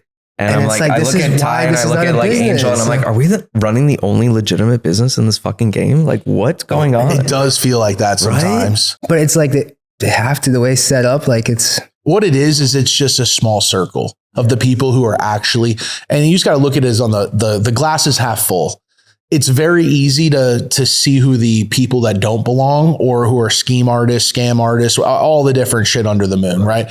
It's like it's easy to separate them. And then it's like, damn, this is a pretty small community all said and done between, the growers, the hash makers, the brands, the businesses, like everyone, like We're talking about Rama, who's now Hall of Flowers, who was before. You came from Hypebeast. Like, it's such a crazy community. We talk about this all the time. We are one of hundreds, not thousands. We're one of hundreds in the game that really know what's going on, right? And it's in the grand scheme of like the real world, that's nothing, bro. Like when we used to be like 30,000 glass pieces, we'd be like, that's nothing in the grand scheme. That's a limited edition in the real world. If it was a 30,000 sneakers, that's mad limited. No, we always say like the real world is millions. No, I know. We always say like, we're so jealous we can't run ads like the real world. We can't do this like the real world. Yeah, but they can't play in our game because they don't know how to play it. We've seen it. Right. So we always say like, we would never leave this industry because we're one of hundreds at this point. We've pioneered it since 2015. Right. And so I think that's like a big thing. It's like we have that staying power at this point, and we're continuously just getting better and refining our own skills and our people under us. And, you know, we check each other too, right? All the business partners do. Like if someone's going funny, you let them know, right? And it's like at some point, like it gets crazy stressful. Like, bro, we're just making bongs. Let's just chill. Right. Step back for a second. Yeah, exactly. Find balance. Yeah. Mm-hmm. This is why we're doing this, you know, like it's hard to work with the same people for 10 years. It's tough, bro. A lot of people, that's another good lesson is the vision doesn't change for 10 years. Picking business partners wisely. It's another, like I hear from other buddies in the industry, I got screwed over by this guy, or I got screwed over by that guy, or this didn't pan out, or that didn't pan out, or I thought he was, someone else. Sometimes you grow apart. Yeah. Sometimes literally you're talking 10 years. Some people are a different person than they were 10 years ago. We talk about that all the time. When we really, like 2019, 2020, we were outgrowing people in the company so fast because the business was just going so fast. And we were like looking at each other like, they were really friggin', awesome like a month ago. And then all of a sudden it's just not working out anymore. And then, as a small business, you're as a startup, you're 6 people, and then you're 12 people. Then you're, do we need this person? What can we do that we need this person for? We get that person, and it's like, okay, they can't do it. So now what? It's like, now we have to pay that salary for it. It becomes a real thing, and they're expecting a real business on the other side of it. And sometimes Bryan and I are looking at each other like, yo, we just want to make bongs, bro. But like, you're hiring people, so you're responsible for them now, and you're going to pay their, you have to run it as a business. So we take it very seriously, and it's a fine line because we are just smoking. It's funny how it starts with a camera and some headphones, not even a camera, and some homies that were smoking some weed. I parallel this to the starting first smoke of the day. Yeah. And we're literally talking with friends who we've traded clones with and, hang out with and have gone to dinner with. And it's like, yo, you do this fucking podcast for us. And then to bring in people, and you start to feel the responsibility of, wow, we've built, you built a 8, 10, 12, 15 person team. And I've built relationships with people where now they're not performing like we need them to now as we've scaled. And it's not their fault. It's not our fault. It just is life. And it kills me to burn some of those bridges. I'm not good at that. And that's where Pac was really good at that, as far as just knowing like we're in a place where this has to happen here. And it's not a positive, it's not a negative. We just have to go this way and they got to go this way. And that's so fucking tough sometimes. And I think the even more evolution of that is knowing sometimes people come back around. So sometimes people have learned more, you've grown more, and now you come to find yourself back in the same place. And it's like, if you're a big enough person, you can get past like, oh, it didn't work out 3-4 years ago, but now I've done that with friends who have developed businesses. And now we're in a place 10-15 years later, we used to talk about where now we can actually work together somehow. Very interesting how things evolve. You get CAD designers in, you start to develop products. For anyone interested in developing a product, we had Blasey on, and Blasey's like this badass designer, nothing personal and stuff. He was showing us off camera, like his development schedule. And he's like, this is a 1.5 years out. This is 2 years out. This is 6 months, 3 months, 4. And it was like an Excel spreadsheet of 50 products and designs with delivery dates, design like schedule, sample schedule. I was blown away by how much on the back end is needed to be done to accomplish a simple product, or just let's say a product. I mean, months, if not years of development from idea to having the actual thing in your hand. Unbelievable design. how many hits versus misses? Is it constant, or are you getting better at tightening that gap? Constant, I think, right? Like, So I think getting better is exponential. yeah. So I would say for the first 3-4 years of the company, we were still figuring it out for sure. And I would say the last 4 years, we've been really sharpening our skills. And gauging what is a win. Not because a win here is relatively not a win there. Like if we're selling this much of this glass piece, and there's no ego here, right? It's literally, did it do the numbers or did it not do the numbers, right? And I think for us, we are constantly looking at SKU rationalizing versus coming out with a new product and saying, you know what? Maybe we should bump the threshold of what is success, right? Maybe it's 1,000 pieces a year. Maybe it's 2,000 pieces a year, right? And it's okay to let something get discontinued at this point. We don't need to hold on to everything, right? And so for us, we constantly come up with new stuff. So we're just getting better and better and better at it. And we're just entering new markets too. Like we sell now globally. We've been to Europe the last 2 years, and something that didn't hit here, Germany, Spain, over there, something that you think is done here, we're discontinue it, let's dump it over there. That's been they interesting. love it over there, and it's different consumption, different. And you don't even know until you get it into the system, right? So we had a product called it's like a sister product to the Quick Hitters. It's like a quick tip, right? And it comes in a similar blister pack like the glass tips do. And basically, in the States, they're doing all right, but in Chile, they're doing unbelievable.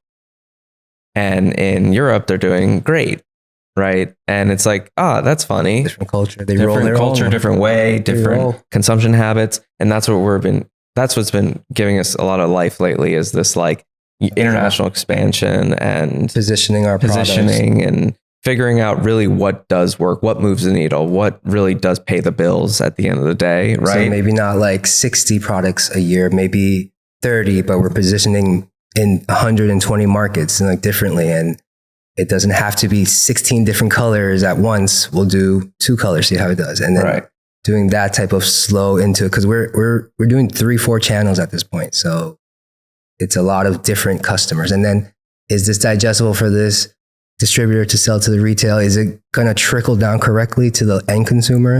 We are finding that everyone has to win in the chain. Yes. You have to win as a company. You have to make money. You can't sell shit for free. The distributor has to make good money. If they're not making 30, 40 points at this point, they don't get out of bed for you, right? The retailer, we're big believers of Keystone or better, right? They need to double their money. If they don't, they're not waking up, getting out of bed for you either, right? So everyone has to win. So the product has to fit a lot of different specifications. It's has to have this margin profile. It has to have this type of velocity, right? If it doesn't have these parameters at this point, stuck with this stuff, we don't dive into it anymore. As much as we want it, because we want it as users, or one of our buddies was like, hey, this thing would be dope out there. But if you're going to sell a few hundred or a few thousand a year of something, it's not really worth it, right? We're looking for... There's a lot of trends too that it's because we run the website, we also have the e-com shop. So we sell a lot of other non-Hemper stuff. So we see these trends go up and down, and it's should we jump into this? It's selling a lot. Should we do this, or should we just continue selling this? Or, it's a lot of this parallels conversations we've had with Nikki Diamonds, just industry badasses, Blasey, where you guys are into product development. Yes, it's a glass company. Yes, it's smoking accessories, but this is development of anything, fashion, streetwear. Product lines. It doesn't car parts. This is music speakers. This is product development. What a cool. So you take these lessons, and we talked about, this is not your only business. You guys have expanded, and so you start to find these other. What are some of the other businesses you're involved in? So back in 2017, there was a massive cone shortage in the market, pre-rolled cones. Raw was constantly sold out, Futurola was sold out, and we were selling to marijuana packaging and Kush bottles and all these guys paraphernalia because they were selling to dispensaries at the time. That was their business model, right? Black market dispensary, right? And so we were moving a lot of glass at that time for the box. So we were moving a lot of glass to them, a lot of like pipes, whatever, because we were bringing in our own stuff, like the theme stuff, but we were also bringing in like simple little pipes for dispensaries and one hitters and shit like that. And so we got a call from, I don't know if you know Nick Kovacevic from Kush Bottles. Mm-hmm. Okay, so we get a call from this guy Nick, and he says, "Hey, I need you to come down and to Garden Grove, and we need to chat about some stuff." And I'm like, "What's going on?" He's like, "Well, we're trying to uplist on the NASDAQ, and we're getting rid of our paraphernalia division." And I go, that was not good news. So we go down there, and they go, "So have you guys ever heard of a cone?" And we said, "Yeah." And they said, "Well, we know that you guys are making the glass in India. And we know that like cones come from India or Indonesia or somewhere over there.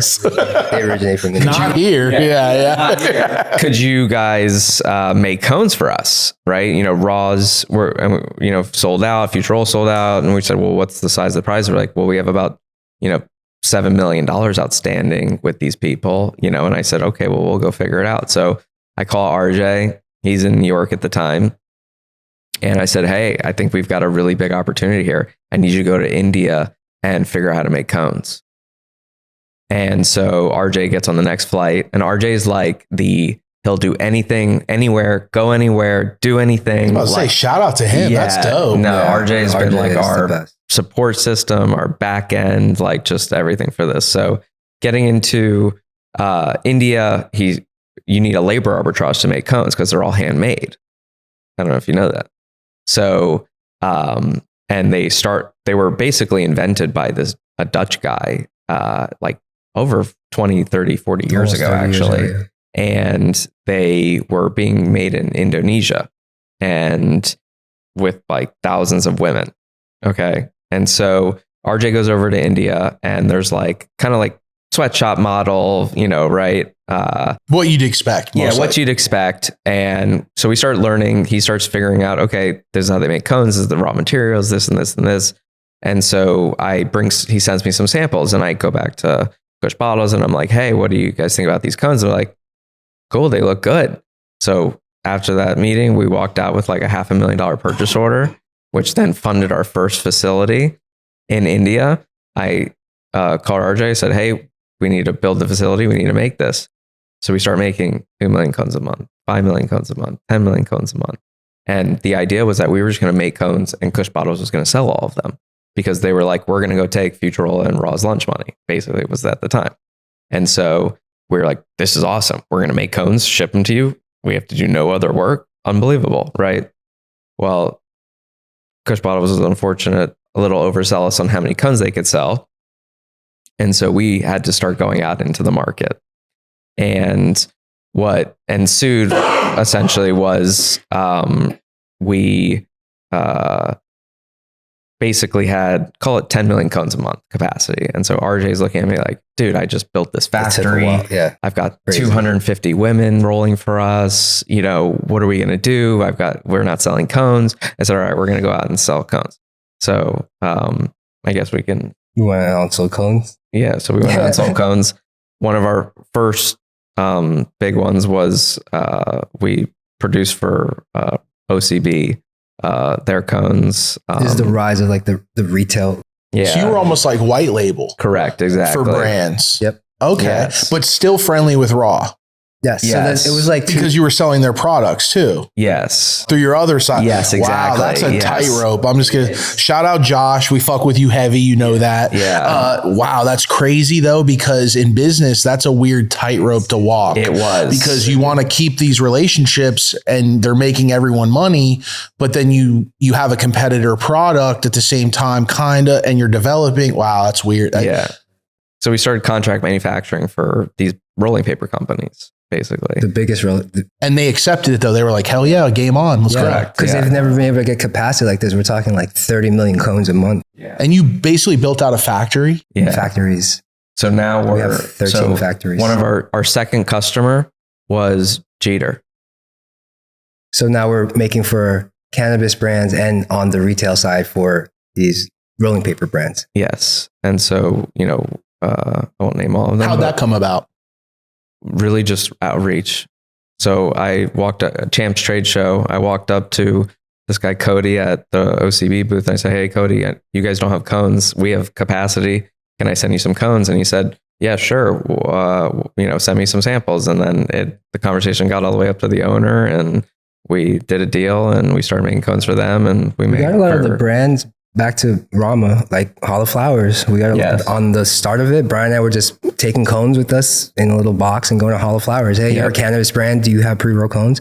Oh yeah, we're looking for it, but we can't find a lot of it. Was Hollow Flowers early on. Yes. We were, what we would do is, so we would set up a booth. I hate being the guys that don't have a booth but still try to sell you shit. Yeah. But we were going there to sell people that were I exhibiting. think of like 100 hash makers rolling around with little coolers. Yeah. So we'd set up a booth at Hall of Flowers, and we'd have all of our salespeople the first day after the setup, where it's like kind of light traffic, right? We'd send all of our reps around and go talk to every brand that had a pre-rolls and say, hey, we're Horror Supply. So the company is called Horror Supply, right? And so kind of fast forwarding now, we have 9 factories with about 4,000 people working for us in India. RJ still operates. A fucking city. Yes. A small city of people. It's a lot of people. Wow. We produce about 100 million cones a month for the market. We've produced about 100 million cones a month. Yes. We've produced Fucking about crazy. 3 billion in our lifetime. Yes. Since when we started in 18. And we do all your big vanity brands, Jeter, Steezy, All the MSO. All the MSOs pretty much. So that's a whole nother channel that we're dealing with. So we're dealing with cannabis brands who needed to use with their cannabis pre-rolls. Yep. And then we also do the retail side, where it's like a 3-pack. 3-pack, 6-pack, 10-packs, which they sell at convenience stores, smoke shops, and dispensaries. Which one's the bigger business for brands, white label or retail? Retail, just because of the volume. So interesting, because the rise of that market, the dog walker, the rise of that market, that was perfect timing for you guys. So timing is something. No, and we had to be adjustable. So there was a massive shortage basically, and we got in at the right time, and we've no now one become, understood it. We probably produce about 30 to 40% of the world's cones every year. And that came out of just to track it back. RJ playing his role and being willing to get out there and make shit happen. Yes. Shout out to you. He moved his whole family out there. He lives there right now. Yes. We see him major 4 times a year. We see RJ. And this is like a normal dude from New York or what? Yeah. Yes. Grew up in New York. Long Island. Syosset. Yeah. That dude, big shout out to you though, because you could give a lot of people that opportunity and they'd be like, well, what am I going to get paid? Mm-hmm.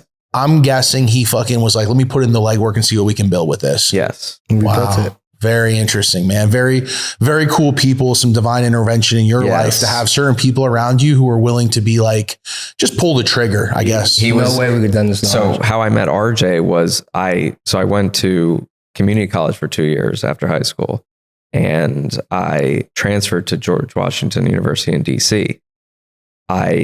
All the GW transfers get put on the Mount Vernon campus, which is like 20 minutes away from the main campus. And so there's this thing called room swap. Okay. And you basically go on and there's a portal and you can like trade rooms with people, right? Who like, if let's say you didn't want to spend 10 grand a year and you want to spend 8 grand, you can move into the cheaper room and swap with someone or something like that. Right. So I kept swapping and I eventually got into this quad, right? In this building called Ivory, which when I was Googling it, when I was in college, I was like, oh, one of the nicest dorm rooms in the country. Right. I said, cool. And so I get into that. I switch into that dorm room and I end up random roommates with RJ and 3 of his buddies. And RJ and I we were funny, both pre-med going into college, both switched to business and both hit it off just on this like entrepreneurial front really quickly. And so we just started trying to start businesses like a couple months after we like started living with each other. And so it's just like you said, a lot of divine intervention of like, if I didn't keep switching the rooms and getting into the next one and, all that. Very cool. Yeah. I mean, and then how you guys came together. Awesome. Yes. And then for RJ to then still come back. Cause is he part of any of the business in the beginning? Yes. Okay. So you created that founder group. Yeah. So it was myself, RJ, and Henry. Henry and RJ were close childhood friends growing up. And then we met Ty through the divine intervention. Very cool, man. Yes. And then this journey happens. Yes. Where you guys start to develop products and then find demand for things that I think a lot of brands might go through when they find success is this another brand I'm creating or is this just another product I'm creating?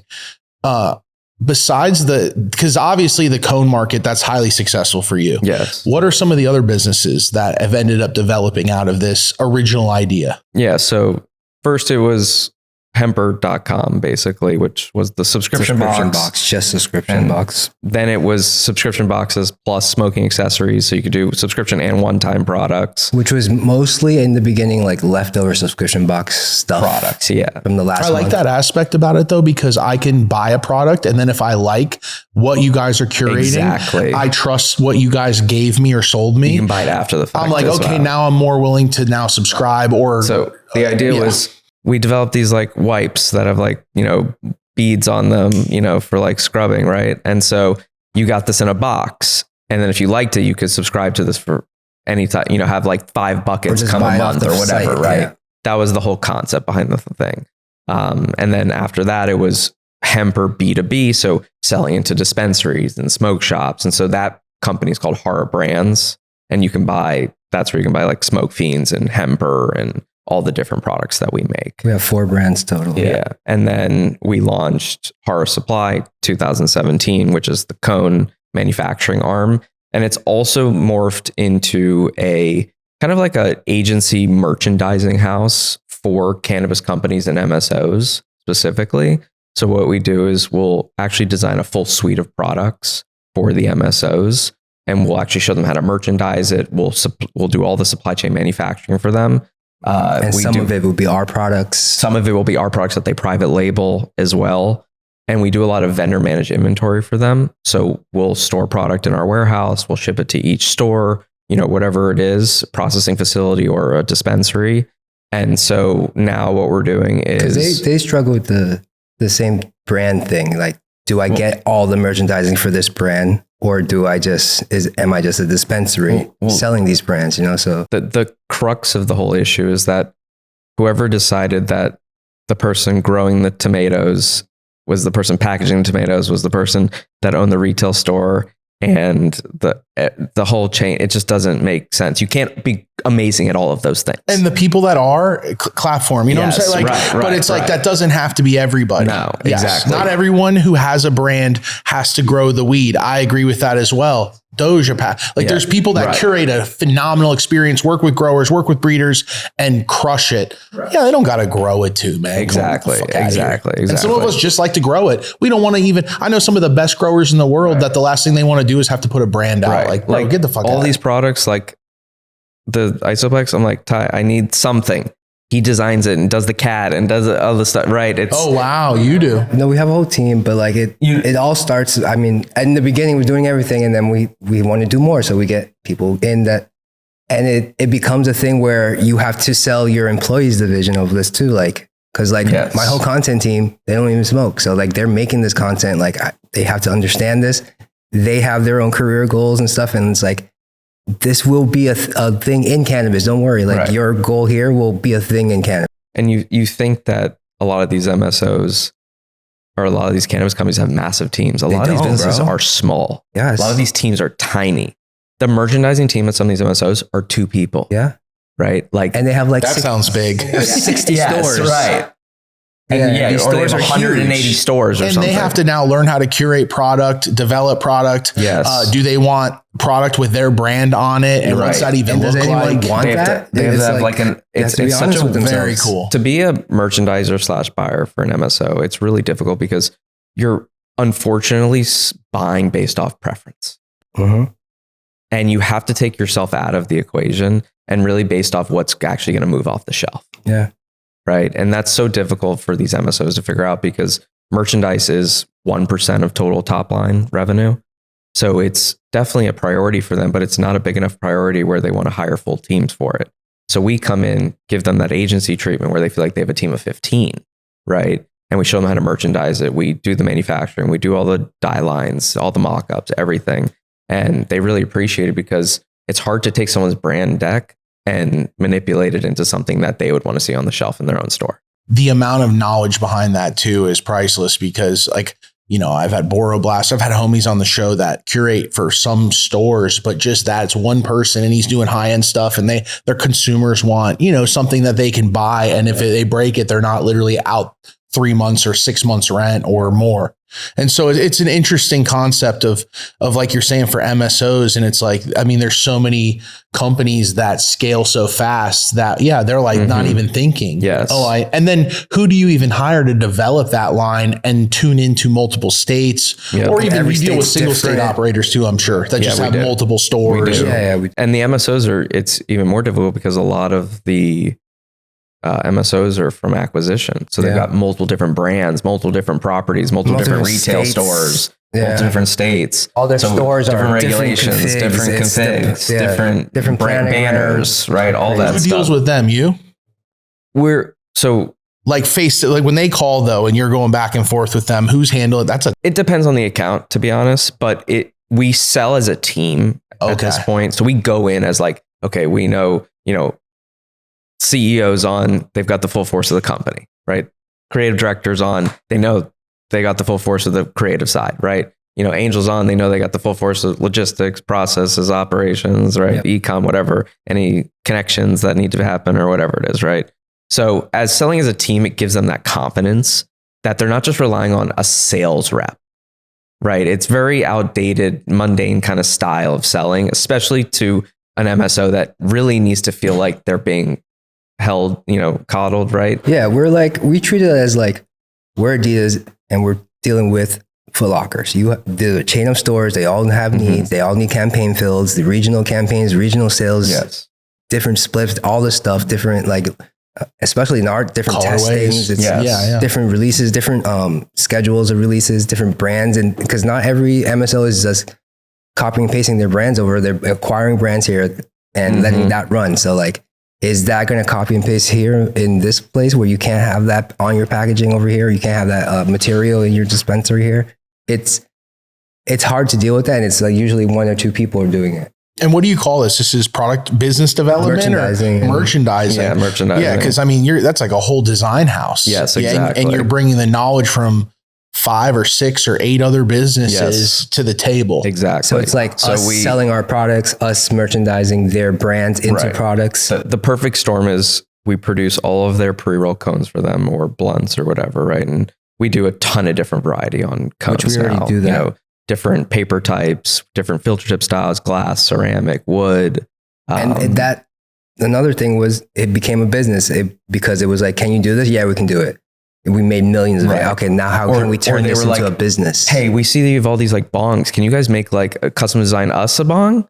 Or hey, can we see this product? Can we private label that? We get that all the time. I figured. And so perfect storm is we're making all your pre-rolls for you, right? We're selling you custom merchandise, right? And you have our Hemper products on your shelf in your stores, right? And so that's kind of that's the triple threat for us right now. It's getting our own branded products into your store, getting your own OEM or ODM, whatever you're looking for, and then also doing kind of your pre-roll side of your business, right? And the pre-roll side is more of a solutions partner approach. Yeah. It's not a one size fits all. So it's especially dealing with the brands, right? It's the filling and the procurement. What filling equipment are you using? What automation? There's what's the humidity in your, different filling machines. Your environment, all these different things. So it's we really preach to our sales reps, know your customer, ask everything, just know everything, right? Because the more you know, it'll make us easier for us to figure out, right? You get the call, the blunts are drying out. Well, what's the humidity? 85%. Well, yeah, because it's too freaking, right. You need to know it is funny because it goes back to they need you to damn near figure out all of it for them. Yes. I always just say it's a McDonald's approach of you Yes. literally cannot fuck this up. Correct. Like this is Yes. dummy proof, AKA. But Yes. obviously that sounds derogatory, but it's just thinking through the full development of to the hands of the consumer. This is the steps. This is Yes. every thought all the way through there so that they're happy. Yes, exactly. I love this because I think there's a lot of brands that are going to take a lot out of this that we're talking about, because we're talking about business development, brand development, In multiple different design, channels. creative, campaigns. B2C, Obviously, you B2B. design in capsules. I was just talking to Raw Genetics. I'll open it up and say this, that a lot of brands have issues with clothing. And I originally, when Cody and I had met, we started a clothing company, and we spent a ton of money and time traveling all over, taking classes and learning. At that time, you think I thought I was launching a clothing company. I was learning design, branding, marketing, right. Material science. but you don't think of it like that at the time. Good lesson, hard, good money, but phenomenal. But you start to put this catalog together and start utilizing these tools. And it's just, there's so many brands out there that are going to be able to pull little pieces from this conversation. And that's why I keep diving into the business development side, because that's literally every brand. That's every cannabis company, extraction. And we deal with every type of brand. We deal with cannabis brands, accessory brands, because we sell to, we make for people. We sell our stuff to people. Like we facilitate, we distribute. Like our website gets hits more than a lot of the brands, so they sell more on our site than their site. So it's a lot of that situation. We have to be like, where does this product fit sometimes when we're coming up with an idea? Like, can this fit 2 channels?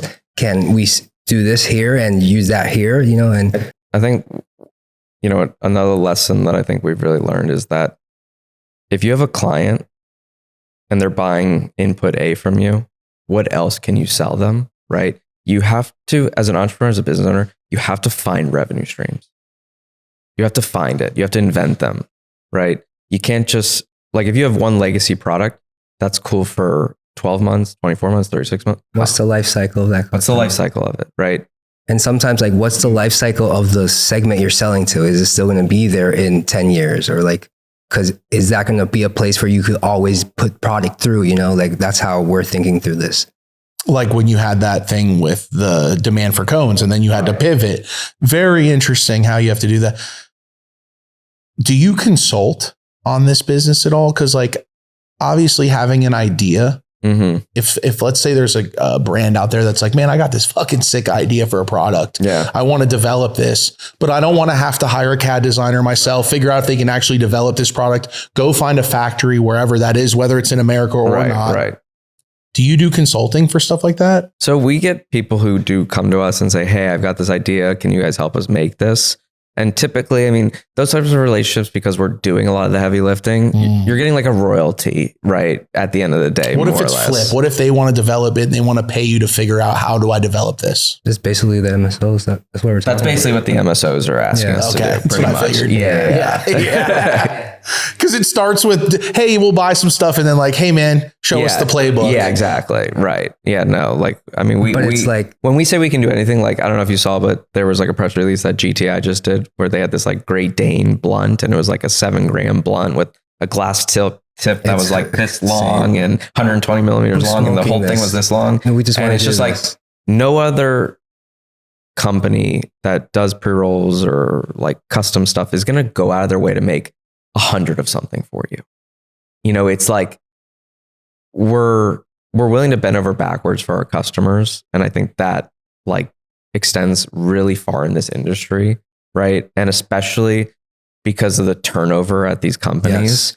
If you show that at one and your procurement guy was at this company and then they hop to this company, they're calling you the next day when they get to their new job because they know that you're going to come through and make them look good. Because on that side, our stuff, it has to go through a lot of lab tests. There's a lot of things that have to hit. So like, if you're at this brand and these cones are going to pass every single test, you go to a new brand, you're going to hit up the same. Like our cones work in pretty much every filling equipment. And that's like, we go there and we look at the testing, all microbial testing. Did you have to get insurance for smokables or something like that? We have all types of insurances for 1,000 the amount of business you're learning on the fly. Yeah, no, we joke around. We're lawyers, we're accountants, we're like Canada dealing with their health code stuff. That's a whole nother thing we had to learn. And when we were in California, it was running a business out here was even crazier. So 2019, I looked at everyone in the office and I was like, We're like 20 people deep at that yeah, time. we're like 20 people deep. And I said, we need to get the fuck out of California.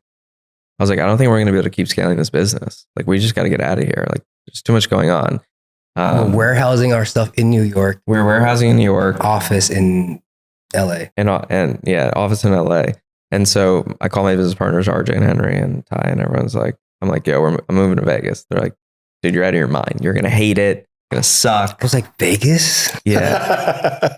And I was like, honestly, fuck it. I'm like, honestly, the type, I don't really care. Like, as long as I can find like a gym and like a Whole Foods or something, I'm good, you know? And so actually, Angel and I move out there for a month to test it out before, right? Everyone's like, yo, in the office, like, are we really moving to Vegas? I'm like, no, he's just going through a phase. It's fine. They're like, we're not moving. And no one moved to Vegas. We had to restart the team. Yeah. So a few of them moved.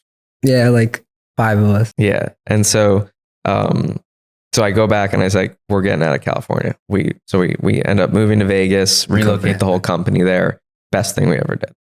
COVID happened. We would have been shut down here. In Vegas, we were open the whole time, basically, pretty much.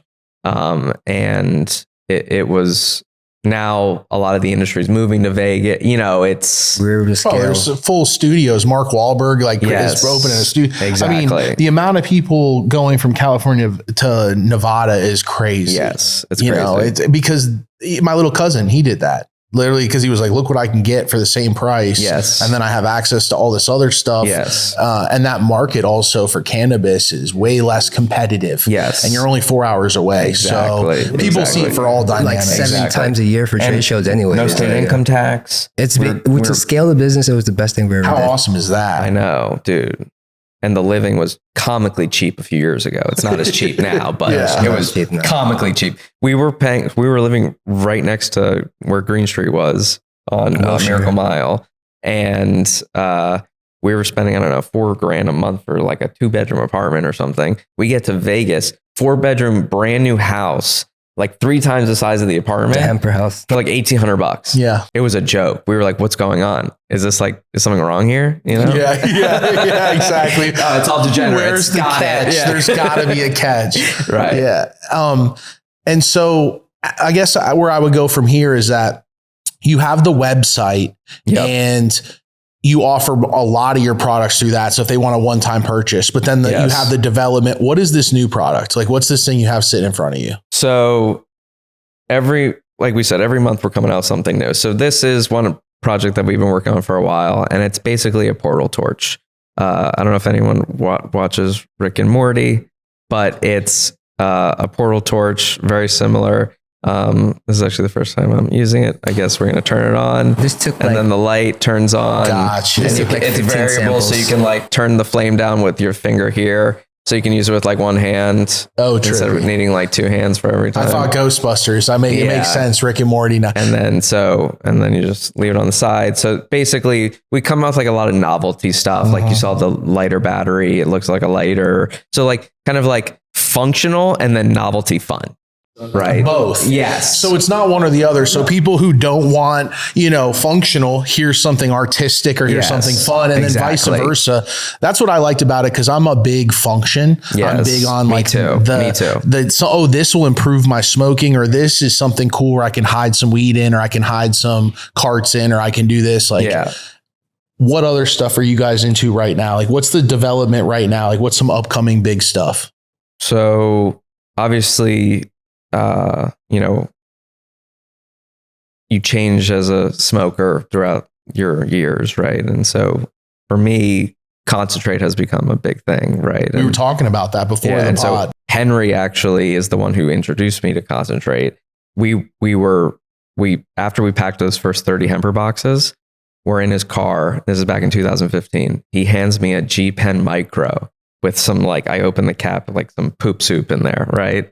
And I'm like, what is this? He's like, it's oil. Hit it, try it. Some fire, bro. Yeah, it's some fire. It was like some Gorilla Glue number 4 like this, or like, something. crazy modded No, black. that was after. It's like that black was though, after. dude. This It's was all a right, G it's all Pen right. Micro.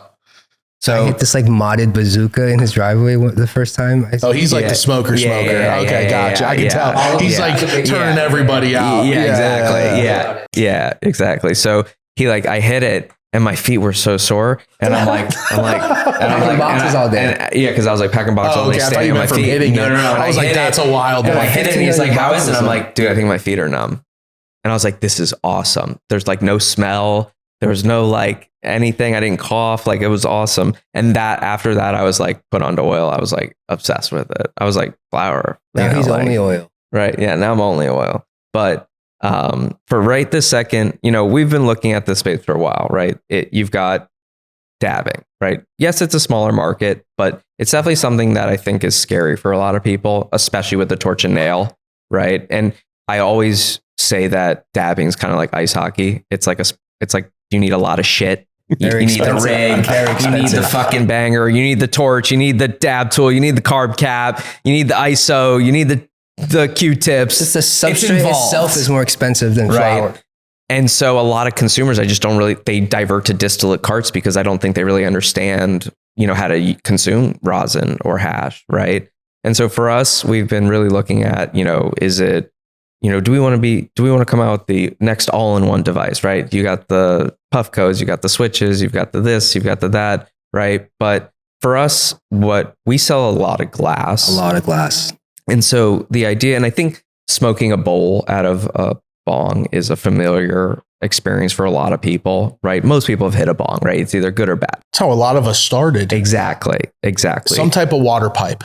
Like 7 out of 10 people, that's how they started. Yeah, exactly. Well, as soon as you realize like a regular pipe is a little rough for a lot of people, unless some people love it though. I have homies that every time I see them, they'll be like, and it's a glass pipe with some crazy, that's why we added the pipe, because some people just like the dry pipe version of it. But I need a little bit of water. Yeah. I got you though. Yeah. So we've been kind of assembling an Avengers team in our product room to work on kind of the next sort of evolution for our business in the consumer side, which is more of it's a concentrate device. It will also do flour as well, but it's getting back to very basics and getting back to the roots of just like your everyday driver and being able to use this device with your everyday driver. And it's a very familiarized experience. Obviously when it releases, we will make sure you test drive it. Yes. But for us, that's been in the works for probably about 6 months. We're probably going to release it sometime sometime this year. I would say probably maybe 7-10 is what we're looking for. But it really takes away the whole torch and nail need completely. It's not an all-in-one. It's kind of to Adam, a one-fits-all. And shout out to Adam for setting this whole thing up, putting this together. For sure. You guys have seen him on the Stash podcast. He was with the homies. Yep. He's family. Yes. And so, funny how I know Adam. My mom worked for his dad for 13 years. Divine intervention. More cool shit, man. Yes. People, no, I'm serious, because like people always will ask, or I always will ask people who have done better in business, and I'm trying to find out answers and lessons and knowledge, right? It's like it's like most of them be like their best employees are organic. Yes. Just weird shit like that. Yes. Like how you met him through it's so much, it's 90% that. Yes. So little of it is like, well, I put an ad out and I found this person. Right. No. So, that's what we've been working on now. We actually have are we allowed to say we have a cool collab coming up for gems, 420. Well, no, we can't. Oh, no, we can't. Okay, not yet. The guys in the background are saying no. Not yet. Obviously, though, we'll have one of course. On set with some of the other. We always switch out. We had a bunch of the dogs. I really like the balloon dogs. I collect those. I actually have some of the original small ones that were kind of expensive. I have like 6 or 8 of those. Nice. I had 8 and I broke 2 of them. Welcome to Loud Music and Earthquakes in California. Yes. Come home and 2 of my dogs. I'm like, oh, it's like $2,000-$3,000 worth of art. But I love that because when I saw that, I collect those. I even have in my office, I have a lot of cool shit, like similar to like the bookcase, if you pay attention. So our, cartoon hands, right? And the cartoon hands up there, right? And so a lot of our stuff is very organic. You're not embarrassed to have it on your bookshelf, your desk, your coffee table. If your mom, your girlfriend, your grandmother come over, it's A lot of fun. people buy 2, smoke out of 1, and just have They one make up. you smile a lot of our stuff, right? Yeah. And you don't really know why. It just kind of evokes that. The camping rig. Yeah. You know, just funny shit where when we Yes, were unboxing the it, Bowman. I was like getting a kick out of a lot of this stuff too, because I think people get caught up on, oh, it's this or it's that. No, it's just like for every smoker, you can Yes. find something, right? Like if you're a dabber, there's every different product of the type of dabber you are, they have something. Yes. And it's the same with flower smoker. It's the same with hiding things, concentrates. It's the same. I mean, it's just the extensiveness of when I went on your site and then I was talking to Adam and he's showing me a lot of the stuff. I was like, oh, you literally couldn't be a smoker and not find something. Yes. That's the whole idea, is you can find something at Hemper to latch onto.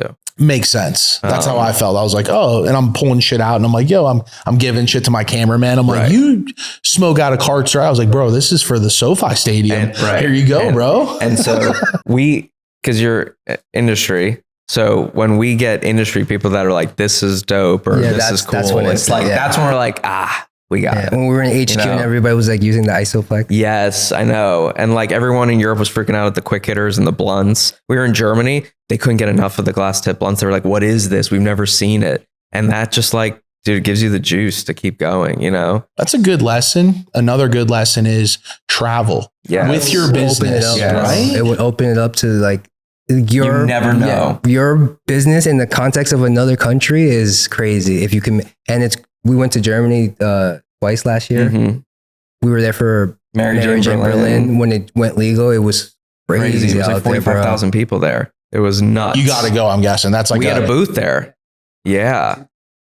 I was getting word back from brands like, bro, you guys need to be out here. This is insane. The craziest, I can't wait for this year's. Yeah, we're going to be there. The craziest thing is like, oh, I've heard of Hemper. I'm like, oh, that's even better. Yeah. This random German person, and they just amazing. went legal. Yeah, Amazing. I know. They love glass out there. So like to get that reception out there from them, it was like kind of like really good to hear from them out there. It's like artists too, right? You used to hear with musicians like, oh, he's big in Japan or he's big in Russia, right? Right. The guy from Baywatch, right? He was like massive in Germany or something. Yeah, and he's like, That's one thing I learned at Adidas, bro. There's a whole nother world out there where they're going to sell way more in China than they're going to sell here. So we got to adjust to that crowd. We got to open our stuff. How can we adjust our brand to that context? So, and something that might be a minor hit here that you're like, man, I thought that'd be bigger. It is. It's just you haven't opened up your market to it. Exactly. Good lesson to be like, maybe sometimes it's not, it's you. Like open those doors. South America. I mean, yeah, my buddy used to say like he would always say like, dude, you don't understand how big the smoking market is in South America and Central huge, America. And they all Costa smoke Rica. different.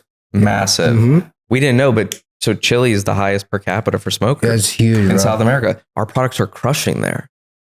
Like we had no idea. That's just amazing to hear because some of the best hash makers also have ties to Brazil and all these places. So it just shows you like go international if you can. It's crazy because Ty and I joke, but the plant is super strong, like in terms of the connections. The plant has taken us all around the world. All around the world. The people we've met, crazy. the opportunities. I mean, like it's just crazy. Like meeting growers out there, meeting like cafe owners and like brands out there sitting in coffee lounges in Barcelona. Every coffee shop owner lives in Ibiza. Yeah, on a boat, like 9 months ago. Really? It's our joke. Yeah. But it's like weird out there too. Like it's legal, it's not legal, but like that whole culture out there, it's crazy. Damn, man. But overall, we're working on, a new device that's going to come out this year. A lot of the smokable, combustible stuff, obviously glass. Getting more consistent with the stuff that we are doing with the glass, getting further ahead. Like when I was at Adidas, we were running like Gantt charts that were like 2 years ahead. So if I'm shooting a shoe in fall of 16 for an ad of like 18, spring 18, this shoe had to be made in like 14. Mm-hmm. So like we're trying to get on that wave because we sell more of our glass now after the month than we do during the month because it's just a marketing for 30-day campaign for us. Now we're going to go sell 100,000 out in the other outlets. So it's become more of like a streamlined business where this works for us. Okay, let's try to rinse and repeat this and like get all the kinks out and do it correctly and plan it out. And then the new stuff, like Bryan was saying, is there a need for it? Can we build a model out of it and run with it? Not just like we want to do this, because when you travel, you also start figuring out product that would only work in those markets specifically. and not work in the States. So Like, like, cones for example, don't work in. cones don't Oh, work in Europe at all, really. No, it's such a, Because they roll. they roll out of the womb. It's crazy. You like turn 10 and you like learn how to roll. And Right. stuff. And so like cones don't sell that well over there, but filter tips, all different types of filter So tips, many charcoal tips. these tips, cellophane tips, all different types of tips in Europe. Crazy, billions of tips a year. So what are we doing? We're sitting here trying to come up with All different filter types of tip tips. And styles. we never even thought about it if we were just here in the States. Right. Wow, I really love that. That's a great piece of knowledge And for we're so looking many at our brands. catalog, like this doesn't fit in. We don't have this. It's missing in our catalog. We can't go to Europe with this catalog. We got to like adjust to this. So like we don't And have any tips. We had to translate in different languages, our Different marketing packaging, material. Like because we're selling on multiple different e-coms. I don't know if you know Zamnesia, but they're out there in Netherlands and they do a ton of, Royal Queen Seeds. Yes. So they're a similar company. Okay. Yeah. The industry out there is big. I had very no big. idea. But it's a few hundred people that are making all the moves. And they've been doing Yeah. it forever. Like, Yeah. When you told me the Dutch developed the cone, I was like, wait, what? one Dutch Yeah. dude. That's crazy to me. Yes. But it makes sense, but that is also kind of crazy to me. Yes. Yeah. Wow. And so if people want to find Hemper products and dive into the world of Hemper and all this, like where can they find you guys? So if you're trying to buy from as a consumer, Hemper.com. If you're trying to buy as a dispensary, smoke shop, store, business owner, horrorbrands.com. And if you're a cannabis brand or an MSO or you need custom merchandise or anything like that, that's horrorsupply.com, HARA supply.com. And yeah. Follow us on socials, Hemper Co. and Horror Supply Co. I think this is Horror Supply. And then on Hemper, you find all the other brands that we have: Goody, Smoke Fiends, Cryo. How do you stay passionate? I'll end it with this. How do you stay passionate over 10 plus years now in this weed space that has so many hurdles? Great support system. And I think having a disciplined vision without losing faith. But being adjustable with the vision, Yeah. but not losing vision. Like, is this, how many degrees is this away from our goal? Right.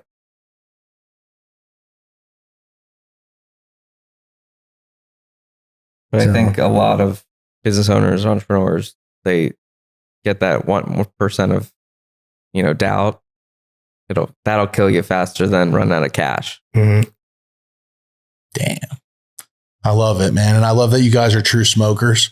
It's obviously where so much of this is developed out of is that you guys That's the through actually line use of the all of it, product. bro. Like, through all of the other stuff that I was doing, I was always smoking. Like, I'm like, I wish I could like make a career out of this shit. When I left to do this, everyone was like, what are you going to do? You're going to do what? You're going to leave? And then I'm like, You're doing full photo campaigns, and then to see what it developed into, and then to see the offshoots of the business as the demand grew for different products. Mhm. And then you guys traveling around the world and seeing, okay, we can have a massive platinum record in South America. Look at this, or in Germany and UK with tips, and just really cool and really great lessons learned, man. Like, I thought we were going to have a conversation more about Hemper, and it turned into honestly just a lesson in entrepreneurship.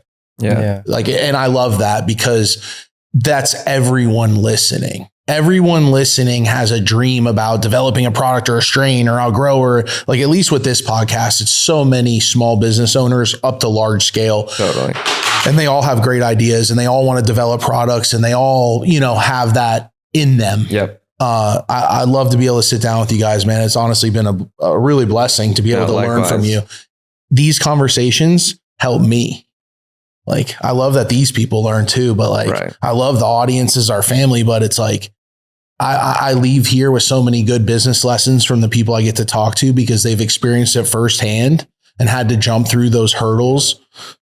Awesome, man. Thank you for being here today. No, likewise. Thanks for having us. Welcome to the family, Hemper, huh? Definitely. First Smoke family. I hope you took some notes. I definitely did. I'm inspired after this, and see you on the other side. Hemper, First Smoke. Peace.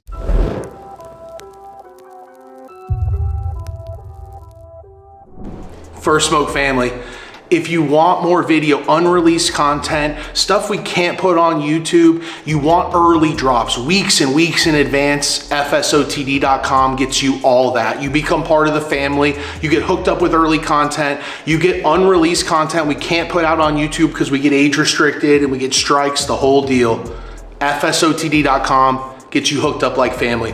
But if you just want to keep watching, here we go. Let's let another one roll.